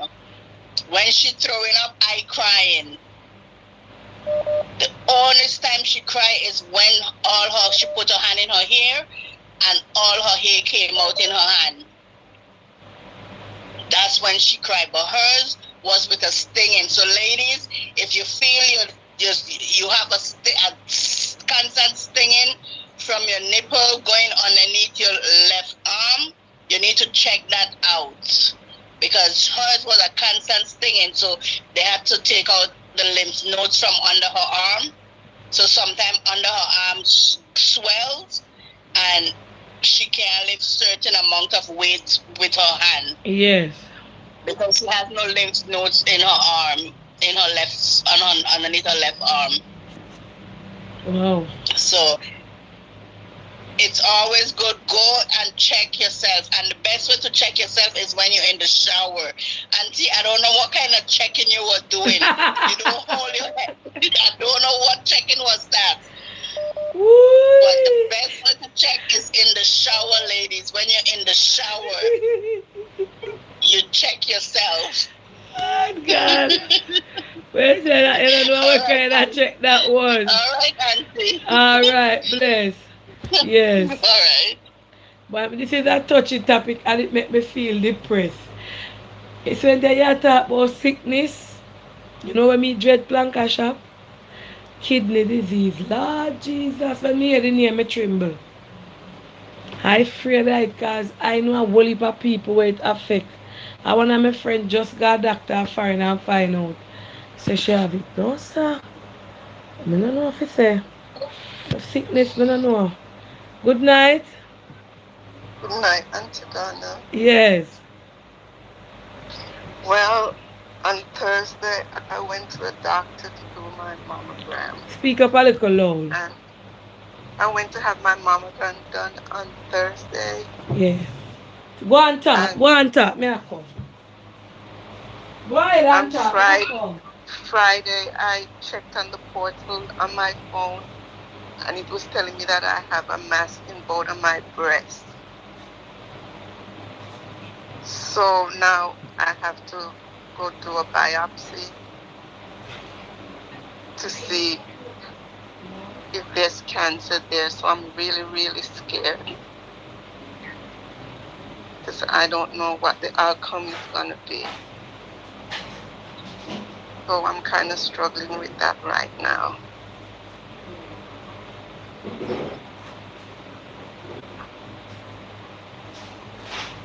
I normally would check my breasts at night, but I've never felt a lump in any of my breasts.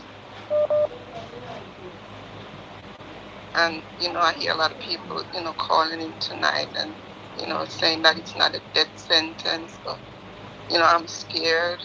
I've never been through it. I know people that have breast cancer, but none in the family.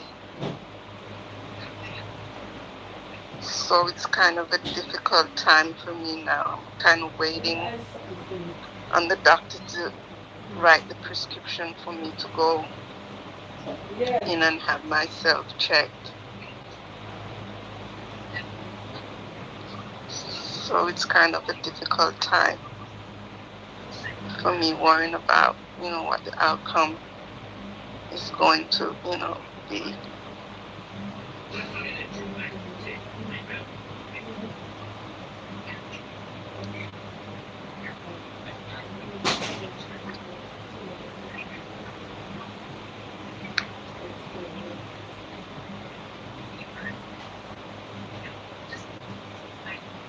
sorry about that. I'm gonna get something.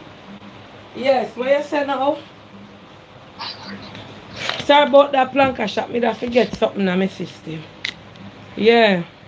If I not just Auntie go. Dana, Eh? Auntie, this is Marie. Yeah, mama, know saw you. Okay. So I was saying that I went to do my mammogram on Thursday, Mm-hmm. and on Friday I was going through my portal and I saw where it said that I have a mass in both of my breasts, the left and right breast. So, I'm kind of, I'm worried about it. Yes. I cried, I cried.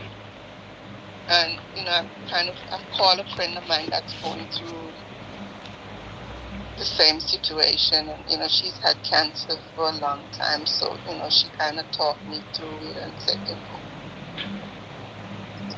I'm going to be okay. Just, hang on and wait for the results to see, what it comes back with. But the lady who just called and talked about the pain in the armpit, I had the pain in the armpit, and I had gone to the doctor to have it checked. He said, there was no swelling in my lymph node. He said maybe I just strained the muscles. So now that she's saying that, I'm wondering if it's connected to what's, going on with me now. But, Wow. I just need for you guys, Planka and everybody to Just pray you up. Yes, yes. Yeah. Yeah. Man, I stay strong. Here, God is able. Yeah. Yes. So I just wanted to call in and just, yeah. give my little insight on what's going on. That's your bees. Right, you said I'm a place him reach. Mm-hmm. Yes. Anyway, thanks for listening, and guys, just pray me up. Yes. That, all right. There's nothing there that, I go. All right, Miss Mario. Watch him. Okay, take care. Watch him. Yes, ma'am. And set these parameters study. Wow, so touching. They don't look here in the night now, no planka shop. What me fi do with him? Kill him planka shop. I can't take a bite in the night, yeah. I don't want to hurt him, Hold on, then I catch him up in my blouse. I sin fi kill him, Lou. Come here, Lou. Lou. Oh, let me throw him through the window. Because I can't take no bite in my sleep. No one beef me catch on my blouse. Like again for throw out there. Eh?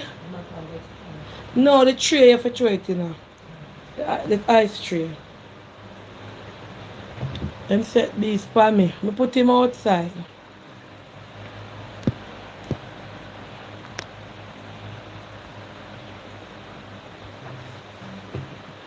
Good night, Auntie Dana. I am a male, but I want to call in, but I am not the talkative type.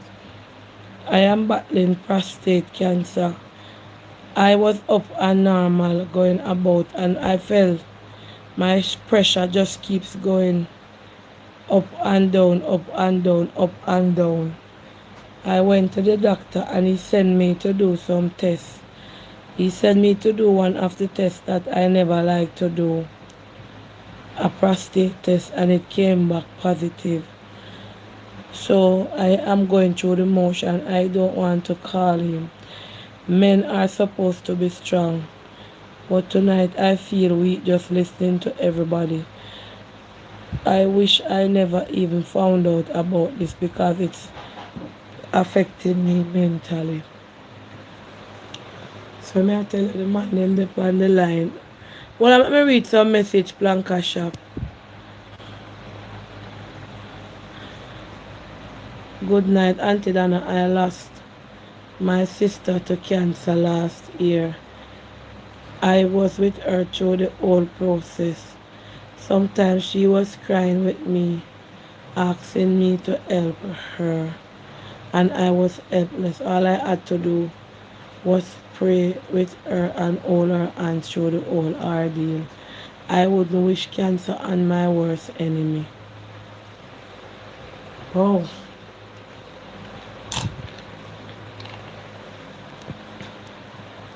Me just pull out some of them message here, Blanca Shop.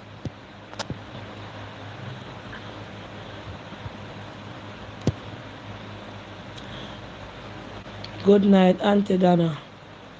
This is my first time messaging you. I am 64 years old.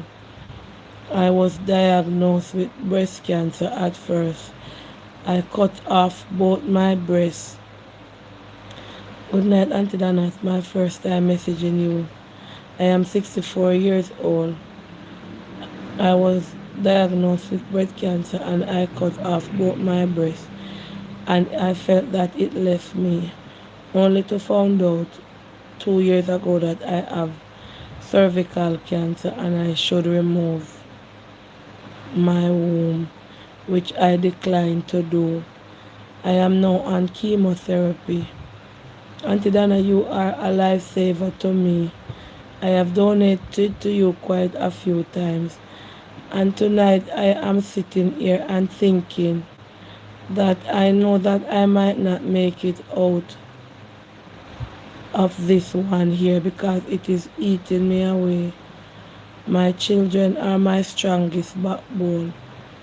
But Auntie Donna, the way you make me feel, and it's Heroes Day today in Jamaica, I want you to call me after the live. I would like to leave something on my will for you. You have been a tremendous help to me. Your program has helped me. I would like to leave my will with something on your... No, ma'am.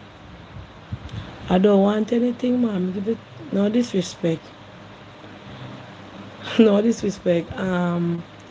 Sorry about your ordeal, and God is able. There's nothing where God can do. This is very hard. You have to come out of this. I don't know how severe it is, but there's nothing that God can do. Thanks for the thoughts. Auntie Dana is fine. I would rather you leave it to your family, your grandchildren, or somebody for you. And I'm not disrespecting you or anything. Thank you so much, and I am glad that I am able to be of some comfort to you through my program. Wow. I'm speechless. This is speechless. God is able to do the unthinkable. Trust, believe, have faith, just pray. If you're not praying all that time in your life, just begin to pray hard. And I always hear them say, cancer go away and come back in some people. And them say when it come back aggressive. Oh. Hold on, Blanca Shop.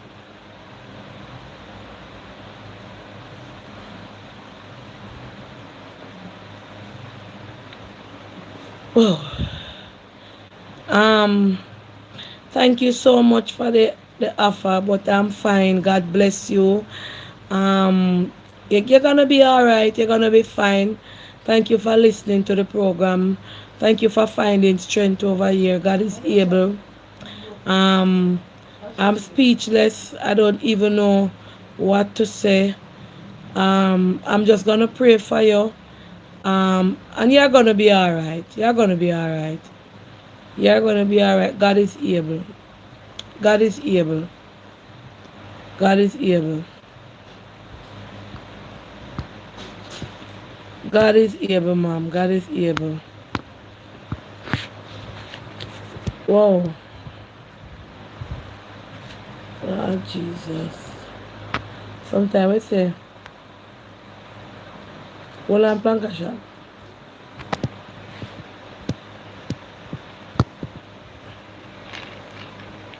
I can't ever use the phone. I can't ever answer the phone.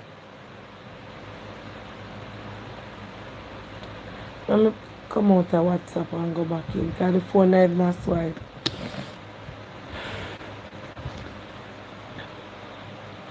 God is able. Thank you so much for the offer, but I'm fine. God bless. Oh, short time. When she done type, short time. I don't know if it's a share. Cause I see you have up a man picture, so I don't know. But you say your breast and cervical. Wow. Auntie, please read mine. My mom had cancer in the mouth and she passed away on September the 9th. She was 79 years old. After she was diagnosed with stage 4 mouth cancer, she did in-mouth therapy and chemo, and it went away for a few months and then came back. She passed away. I never hear about mouth cancer. She passed away within a month of it coming back. This is fresh for me because she just passed September 9 and buried on September 24th. Every day I cry. Thank you so much, Auntie Dana. God bless you. I am fine. I am just living my best life, going on holidays and enjoying it with my kids and grandkids. Continue to stay sweet. I figured out the type of person you are. My daughter told me that you would say no, but I still ask you anyway. Continue to stay sweet. Don't allow anybody to steal your joy. Focus on your journey and not behind you. Whatever is behind you, you have already passed it. So look straight ahead to what God have in store for you. Please remember my name. My name is Marilyn. Please remember my name. My name is Marilyn. And remember that you have guardian angels like myself praying for you and watching over you. Oh, thank you so much. Thank you so much. Lord Jesus, I feel emotional. I don't want to cry for you tonight. Them kind of topic here kind of make me feel weak in my spirit. I don't want to break down. Good night. Hi, good night. Can you take me off the live really quick, please? Whoa, yes, good night.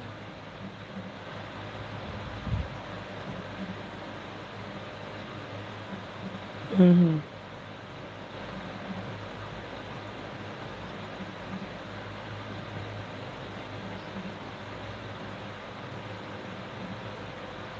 Mm-hmm.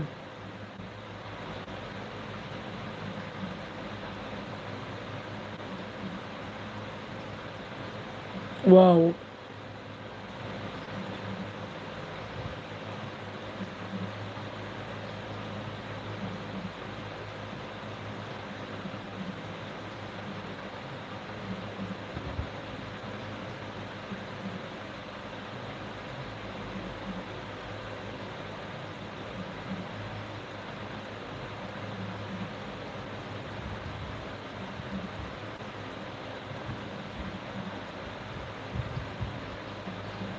Wow.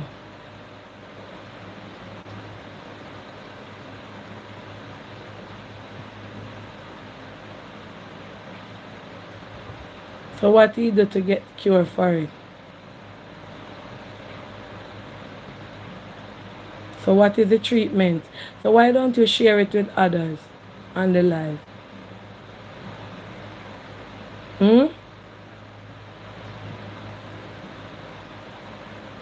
Or so you want to go on now?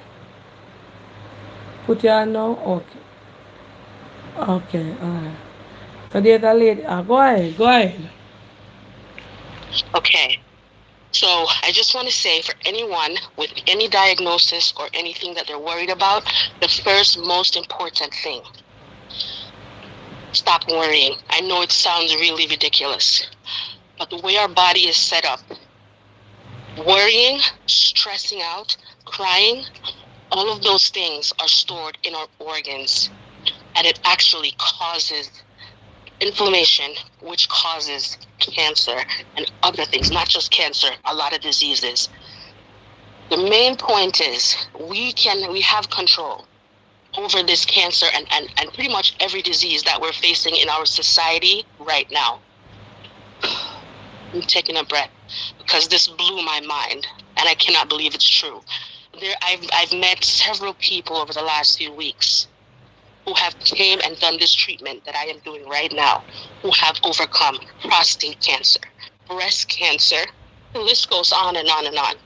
And do you know what the treatment is? It starts with one simple thing. And the doctors and everybody, they don't want us to know this. They don't tell us this enough. Plant-based diet. Plant-based diet. I am a Jamaican. I grew up and I thought I was eating healthy. Something simple like green banana. We're not even supposed to be digesting that. It is killing us inside. There are rules to this, but essentially we need to go back to eating a plant-based diet. So if you can research that for yourself, no matter what, even if you have a diagnosis, there's a lady with stage 3 cancer. They wrote her off and said stage 3, it's so bad, it's going to 4. That lady was 60 something. Do you know that today that lady is cancer free? Went back to the doctor, there's nothing. I'm not talking no hocus pocus, no weird, nothing hard, anything hard to come by. When I say a plant-based diet, Google that, people. Please Google it. Okay? There's a facility, it costs a lot of money for what I'm doing right now. Most people cannot afford it. But it's there online, you can search it, and I'm telling you, every ailment we have, stop taking these over-the-counter Advils and things like that, Tylenol and them something. These are killing us, people. Simple things like chewing gum, vinegar. I mean, the list goes on. Some things that I have learned since going through this program, I just can't believe it. The man was knocking on death's door with prostate cancer. Okay, and after coming and doing this treatment several times and sticking to this plant-based diet, can you believe that the man prostate cancer is gone? And it's not just one person. I know 2 people. I am seeing these people in real life that travel from all over the world to be where I am right now doing this thing. So you are fighting cancer right now? I am not fighting cancer. I'm fighting an autoimmune disease, which is the next thing that is up on the rise. It's more people are having autoimmune disease than they are cancer. You see how much little kids have cancer, how much people have all kind of autoimmune deficient diseases now. That never used to be the case. It's because of how everything we're putting in our bodies, even as healthy as you think you're cooking at home and everything, and our whole lifestyle. There's so much that we are not taught correctly. But the first step to take, that anybody can do this in their house, is to stick and try to do a plant-based diet, and get your sleep is important. Stress, worry, sadness, if you have any negativity in your life, I never realized how much where I am today, it all started because of anxiety and stress from my work, And when they showed me, I looked at my blood cells and I looked at everything, and I thought, okay, this sounds like some hocus pocus nonsense, because I went to school to study the body. What you say it name?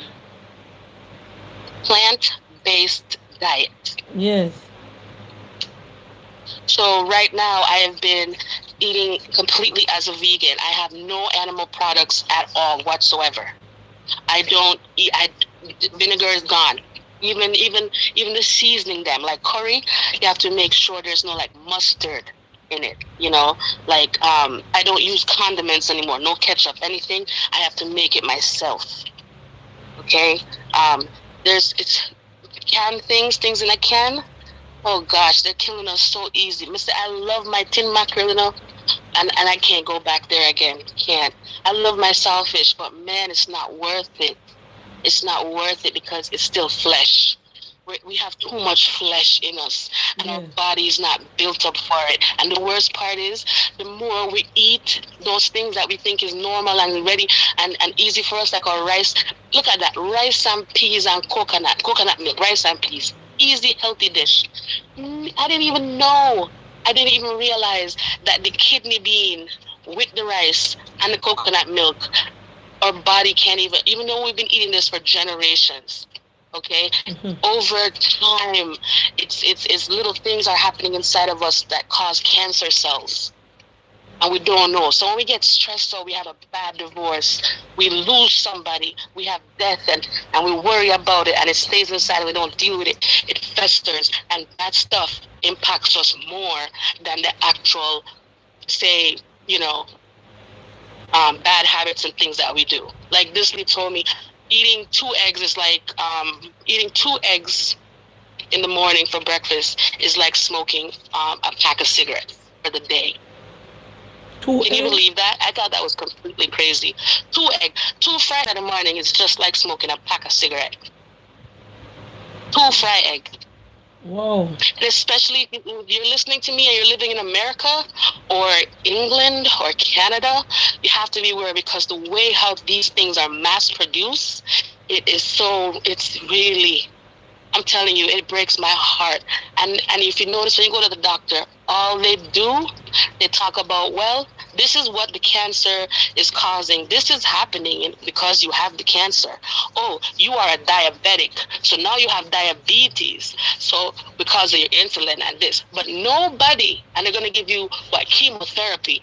But never, ever, ever, ever, ever do you ever hear doctors say, this is what it's causing it. This is how we get rid of it. They don't ever get rid of anything. They do not. And if anybody on here knows, and when the doctors are talking to you, you can get a band-aid. It's like they're band-aid, just covering it up.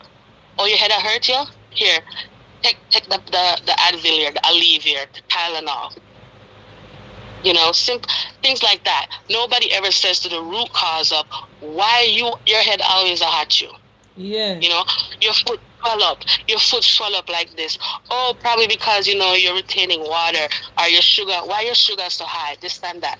Oh, maybe you should exercise more, eat this. And the same people that are telling you those things, they're not even telling us the truth. They're working for the people that are trying to kill us off and sell their products and move their products. So that's what I love about your thing when you're using in your baking and stuff, and you've got the coconut flour and you do your vegan things. Yes, so I don't have to miss out on that, But there is a list. So the best way to start is we have to educate ourselves. Just search for a plant-based diet. That is why I'm always show the stuff when I'm using I'm a vegan cake.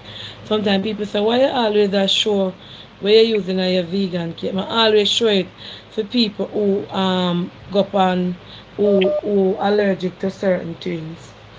It is very important, and even now, my next thing is I try to take it a step further. It's not easy because I like to know.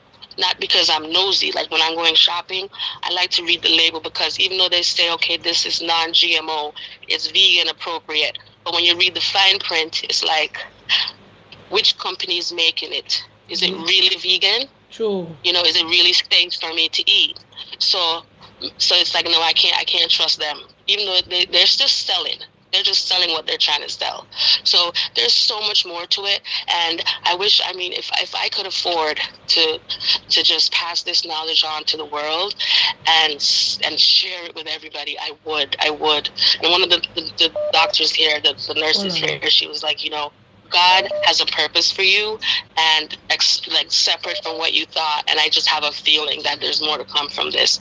And now it's so crazy. I'm not even supposed to be on the phone because I'm supposed to be clearing my mind and not letting myself get stressed out so that my body doesn't hold on to heavy, high emotions that are stressful.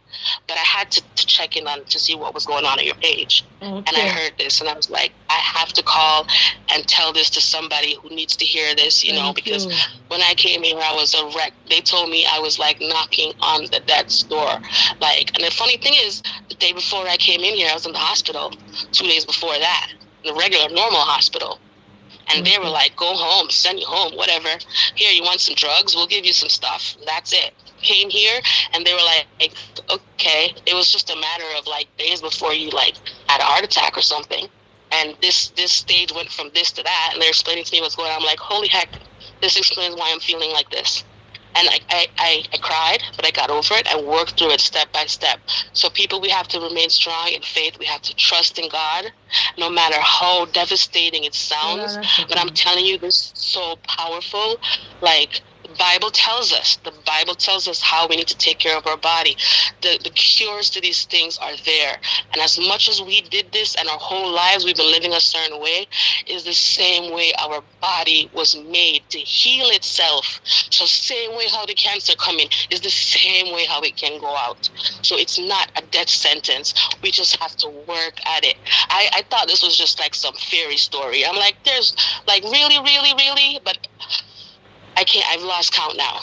I've lost count. This place is so booked, it's hard to get in here. And I mean, trust me guys, on your own though, just start off. It's the first step. Just Google plant-based diet. Thank you so much, yeah? Thank you very much. Have a good night. And everybody, just try not to worry whatever your pending results are. That is the worst thing you can do for yourself is fret.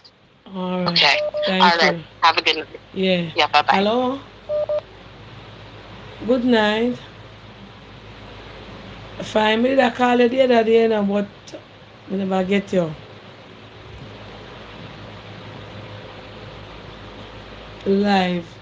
But me I discuss something about cancer. Nobody know who me I talk to. I don't know if you want to put in any little 2 cents. I don't know if you're on the line.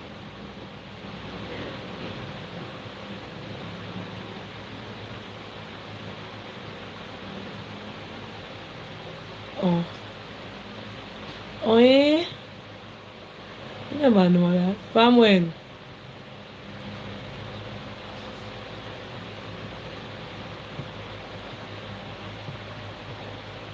Oh. Wow. My mind just run by you, I say, make me call you to see if you want to put in any little 2 cents. But nobody don't know who me I talk to. So, you know,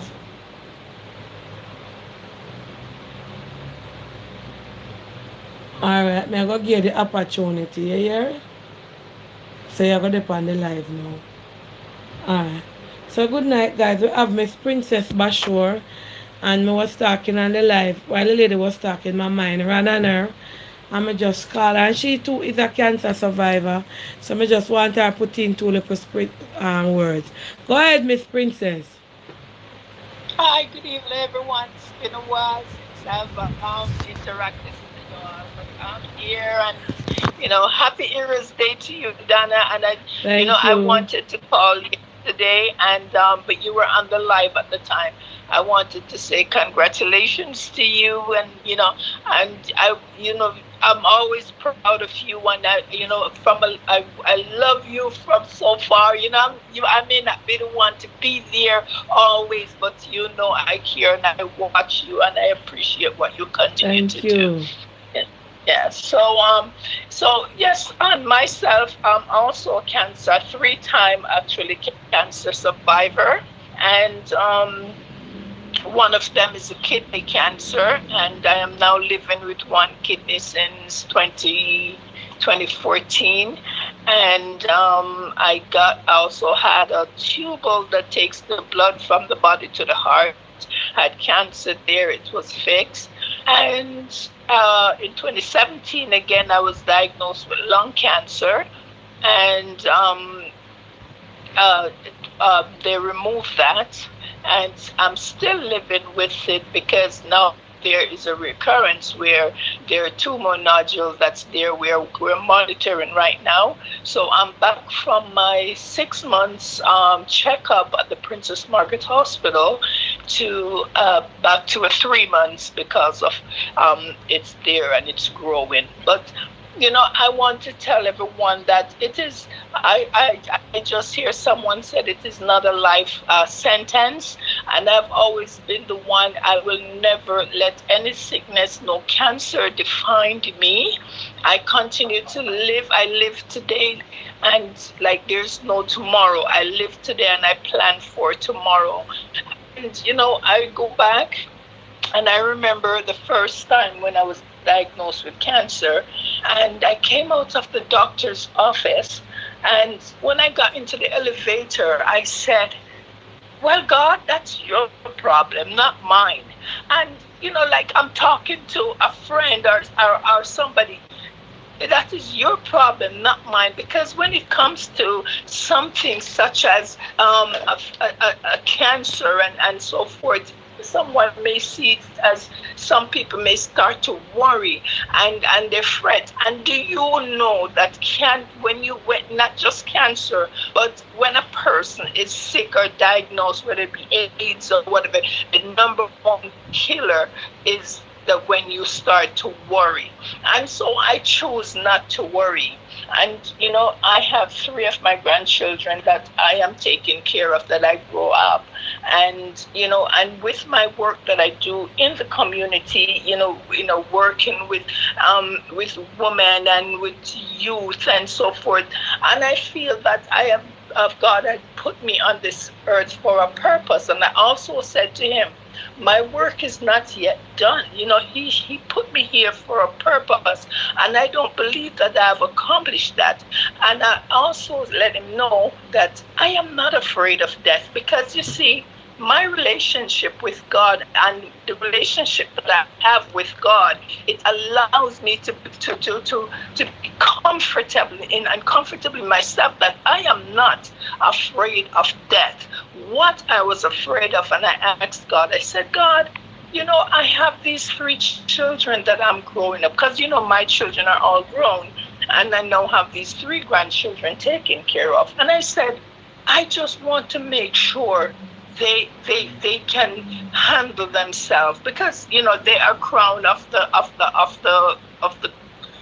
the city, or however you want to say. And I don't want to see them end up in children home and so forth. And I have fought so hard. And so, now today, my eldest granddaughter that I take care of, she's now in university studying the doctor. And I still have Jonathan and Victor to take care of, and God is keeping me.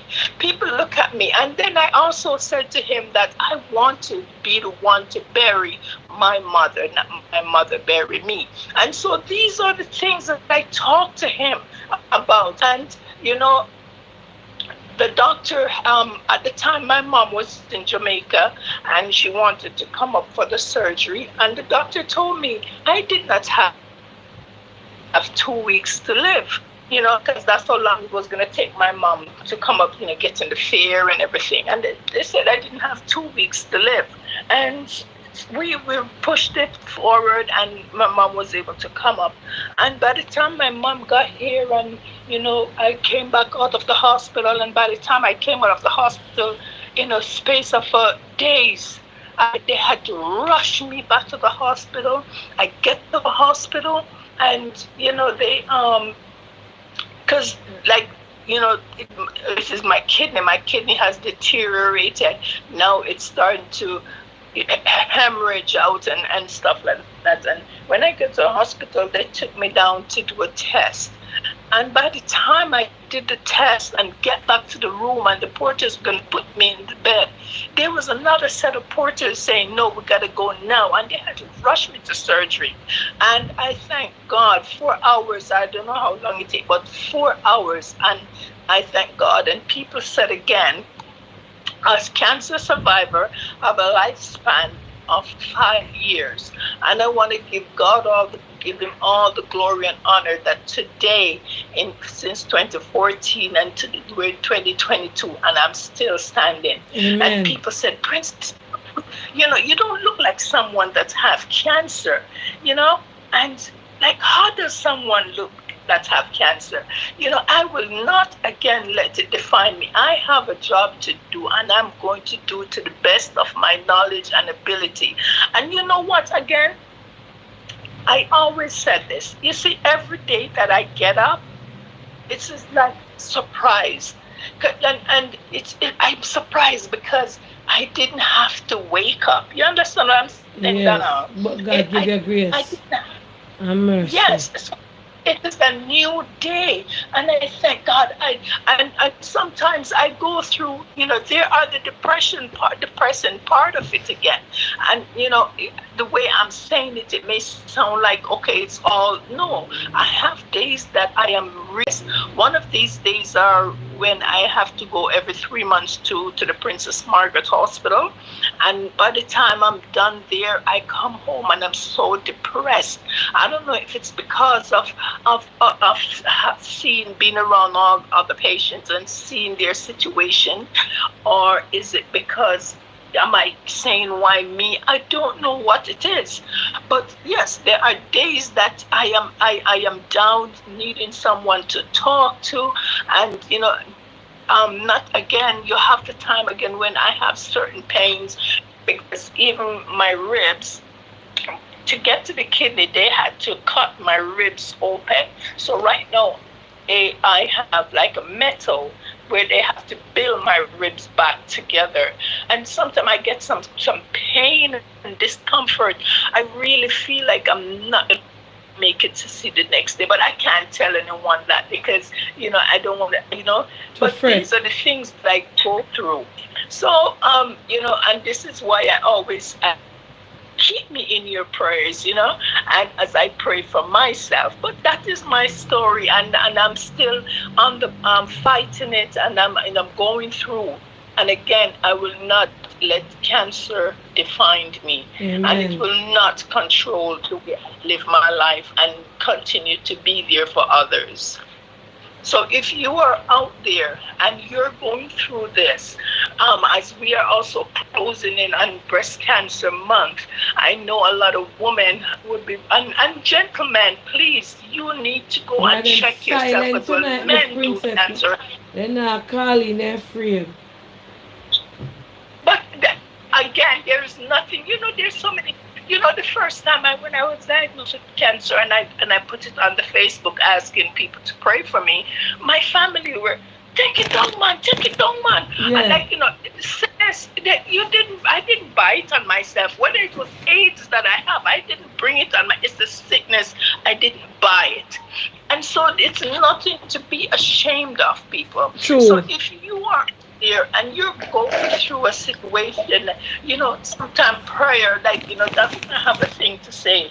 Prayer is no distance. How we got that distance? There's no distance in prayer. And sometimes when you put it out in the universe, someone out there is praying for you. And when you think you are alone, someone is praying for you. So sometimes it's good to talk about it, So again, I am here. I talk to people that going through situations, maybe not cancer, but other things.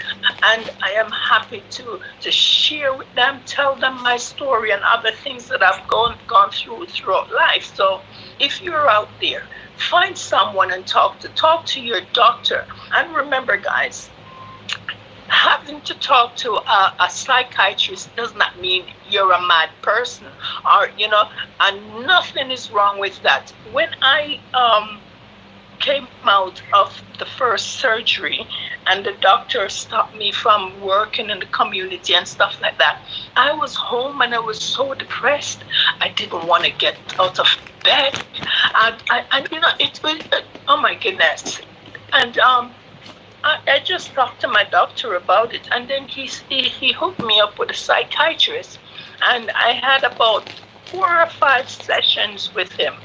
And when I talked to him, we come to realize that it is what I do that keep me going. So when the doctor had stopped me from, doing going out, it's just a matter. All he needed to do is to tell me to slow down, and that's why today I don't go to this function and that function because I'm slowing down. Yes. And it depresses me. And talking to a psychiatrist helped me, and we figure out that yes, I can continue to do what I love to do. So do the things that you love to do, that you have always done. Nothing changes. You understand? And basically that's it tonight. And I thank you, Donna, for this opportunity where I'll be able to encourage, uplift someone and share my story. Yeah. Thank you so much, Miss Princess. And stay strong, and thank you. And tonight is not the regular live where we laugh and lavish and go on with yourself, A lot of the time when some persons come on Auntie Donna live, them going through some breed of pain and some breed of a consideration and fretnation, and over here just warm them up and make them take their mind and fight. But tonight we want to consider these people and give them the opportunity to share them story.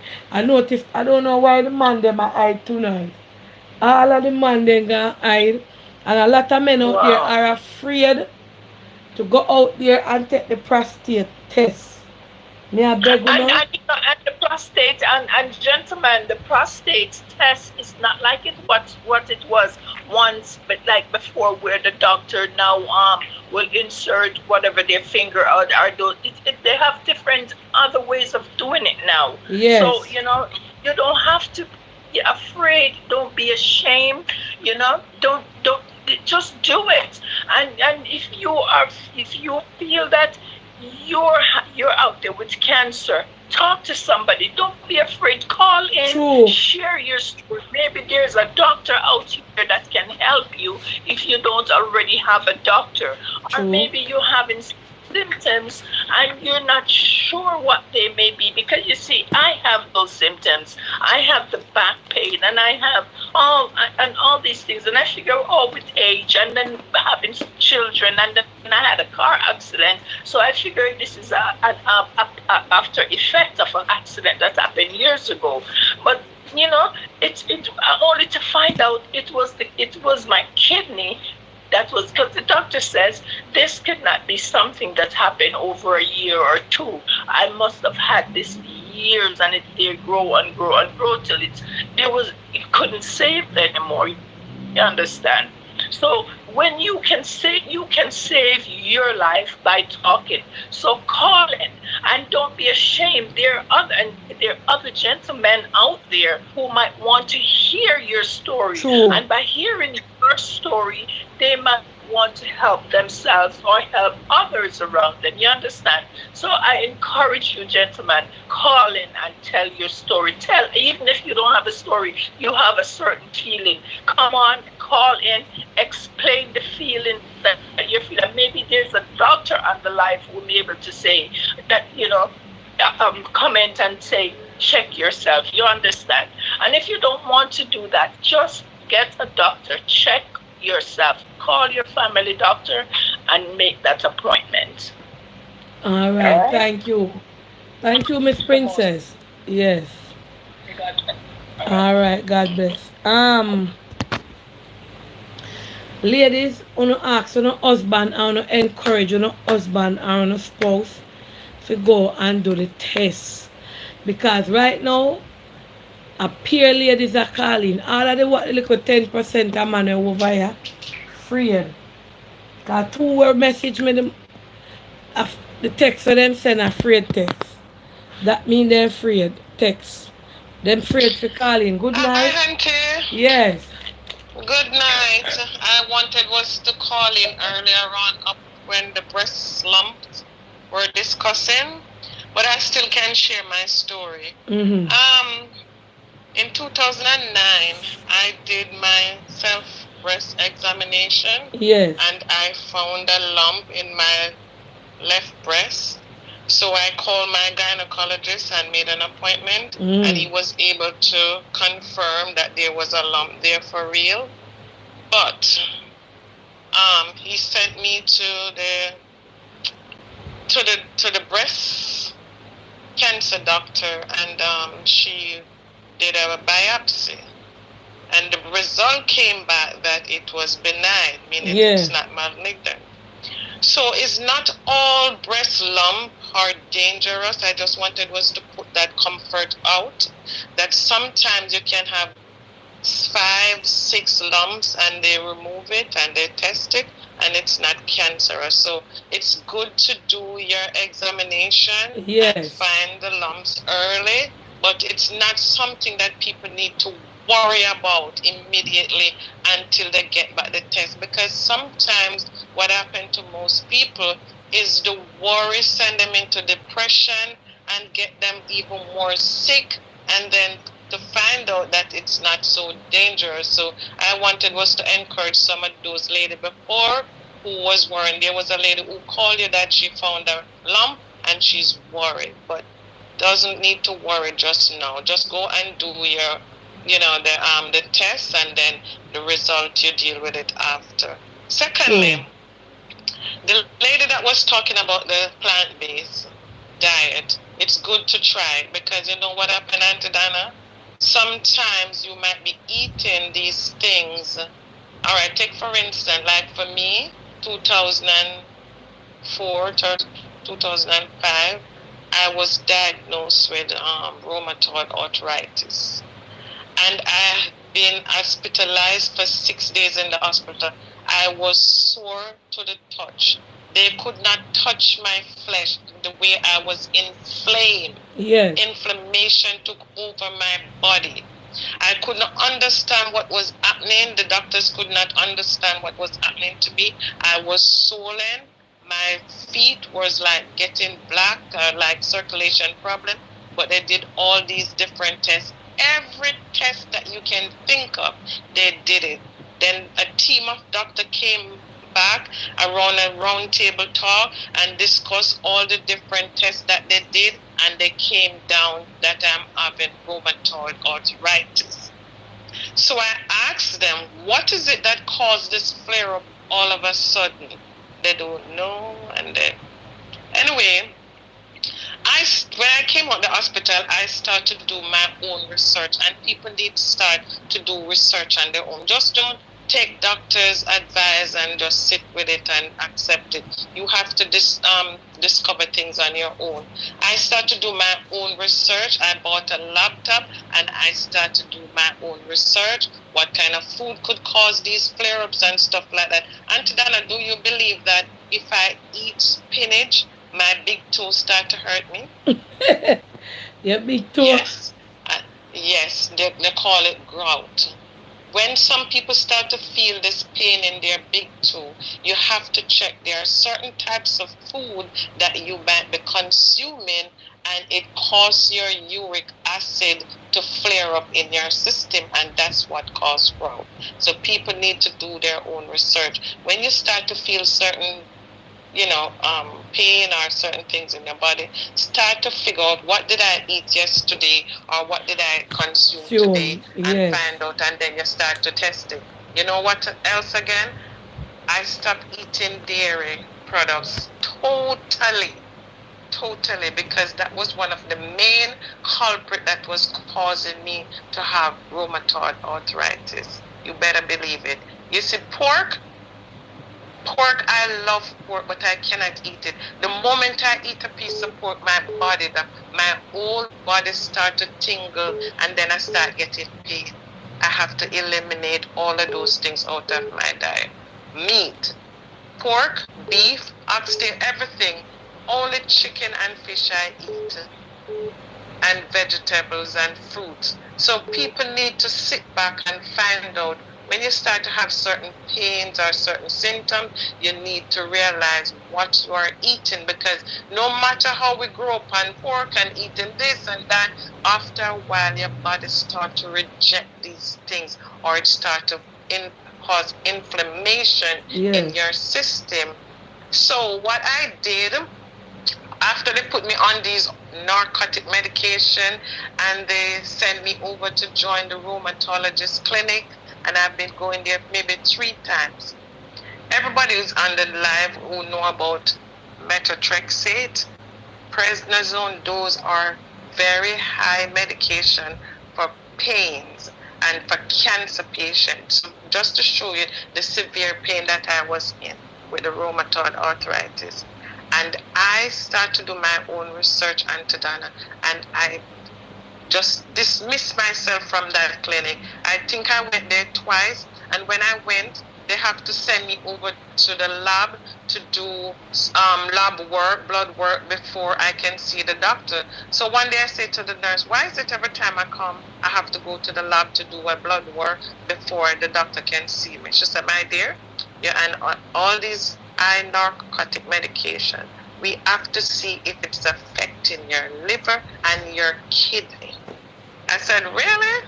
I never go back, Auntie Donna. I start to do my own research, and then I found that if I eat too much tomato, you know, like we used to slice up tomato with cabbage and saltfish and eat it, or you just slice up the tomato and put a little salt and black pepper and eat it, I can't do that anymore. Yes, those things have certain enzyme in them that can flare up your system, like cauliflower. Yes, you can get pain from it too. The dairy products too is one of the main culprits, so I eliminate all of those stuff. So we have to take time out and find out what we are allergic to. I hear you talk about Jashi too, is you take him off dairy. Yeah, one of those things that can cause a lot of inflammation, like make your sinus, you have a lot of mucus in your system. Yeah, dairy can give you that as well. So that is my input. There is more to talk, but people have to do their own research, because maybe what is affecting me may not affect you.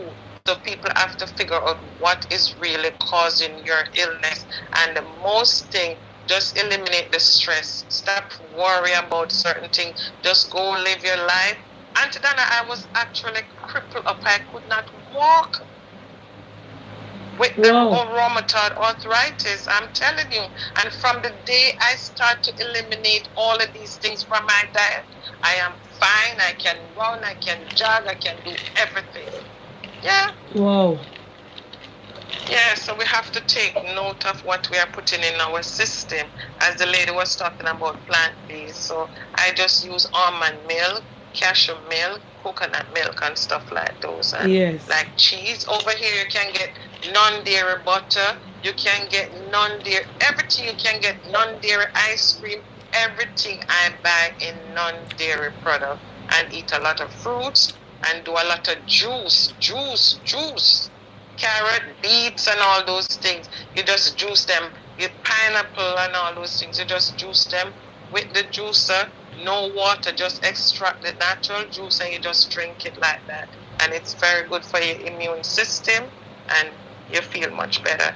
Many people call me now, what did you do to eliminate all those pain that you used to feel? I'm telling you, Auntie Donna, when people call me, I just start to cry. I could not explain the pain that I was in. I was in excruciating pain night and day. I just could not walk. I could even lift up my arms and pull my ear. I couldn't. If I go in the bathroom, I cannot lock the door because I cannot turn the switch, the handle of the door. I couldn't pull up my underwear. I couldn't do nothing, just to show you how severe I was sick. And from the day I start to eliminate meat and dairy product from my system, I'm fine. Thank you. I don't even on doctor's medication. Thank you. I stopped taking all those medication on my own, and somebody was saying to me, no, you can't stop. You're not supposed to stop the prednisone like that. Suddenly it can cause you this. And I said, really, watch me. I dump all the medication and I start taking them, and I start to do my own research and find out what was making me sick. Dairy product is a culprit. Yep. Okay, Auntie Donna, congratulations. I called you yesterday. Look at your phone and see how many calls I called you to congratulate you. Oh, the phone not ringing. The phone here, if me keep it up, if me put it to ring, me mad with it. So it always depends silent. Doing the interview, you were excellent. You did well. well. I'm proud of you. I'm proud of you. But Thank you listen, so should much. go back and watch that video and see the radiance of your face and your countenance and what you were doing. Don't let me see you come back and start to address those negative people. No, man, no. Just look at your face. Just look at the element that you were in that moment. It makes you.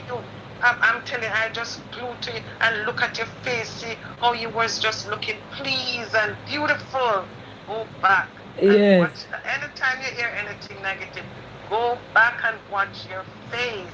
And Thank you. come back with that ugly face. Because you're too ugly when you're doing all those answering that. Oh my God, sometimes I just want to hit you in the foot. All right. Have a good night. Bless up. Yes, guys. So I want to end the topic on a good note. Until I want to sleep at 2.5 hours. It was a pleasure, and it is so sad that we have such a discussion and we didn't get one male caller calling. All of the male them are hide back a door, are hide in a corner, are hide in a crevice, and we just can encourage you to stay strong. I get a message that Anthony, you need to discuss the kidney topic as well. A lot of people going through it. And the diabetes, the glaucoma, the diabetes will lead up to glaucoma and stuff like that. But we can't have two sad topics in a 1 week. So we have to make the week breathe off, and then next week and next night we try and come back with it. We are asking her to stay strong. The lady that reached out to me and said she want to leave something on her will. So may God bless you, but give it to somebody in your family. Little is much when God is in it, and it's not whatever it is that you plan to bless me with, is the thought that counts, and I really appreciate it to see that somebody who don't know me, a total stranger, would even have it in their thoughts, in their mind, to even want to bless Auntie Dana. I really appreciate the kind gesture, but God is good, and me are satisfied with the little where God bless me with, and if you can't find any family member, probably you can donate it to somewhere or somebody who might, need it. Me not gonna be greedy, and anything like that. But bless up yourself. God bless you. God bless me with 10 finger. I intend to use it as we go. You can support my business page if you want to buy something from the website danago.co. You can go on it and purchase some necklace for gifts, t-shirts. www.danago.co. That would be nice. I would really appreciate that. And just stay strong. Thanks for purchasing out the cancer awareness t-shirts and stuff like that. Bless upon yourself. Thank you. This was very educational. Yes, www.danago.co. Big up yourself, miss. And I hope you stay strong and be optimistic. As you said, you're going out with your family and enjoying life, and just enjoy life and remember God. Remember Job just go through all the afflictions that you can think of, and he came out victorious. So bless upon yourself. Peace out until you want to sleep. I'm going to go hold a little bed and go lie down. I'm going to sit down up for 2.5 hours. And I did sit down earlier before that and this morning. So in all fairness, thank you guys. Please support if you love Auntie, and go on Auntie Dana website and purchase something. I'm going to put out the cake price. Might be tonight or a morning for you guys to see it and stuff. It's like I'm confused with the cake price. I don't know if it... I have to go get dialogue because I just confused. I just want to round it off to a certain amount. When I take a stop, I hear all the FedEx fee gone up. So I never know how I go to adjust the cake price this year. I get the flyer and I'm still confused. You understand? I have them right now. But when I hear this evening say the rate I used to pay last year, it gone way higher now with FedEx. So my brain kind of claggy, so me and man is, I don't know. I try to round them off. I don't want to overcharge nobody. It's like me just confused. So I go sit down and look on it. I just want to focus on £2 and £1. Adjust the price until everything gone up. And that I go talk to Sweet Jamaica in a few. and so on, stuff like that. Alright, so bless upon yourself. Peace out. God be with you now. And soon tomorrow. Alright, peace out.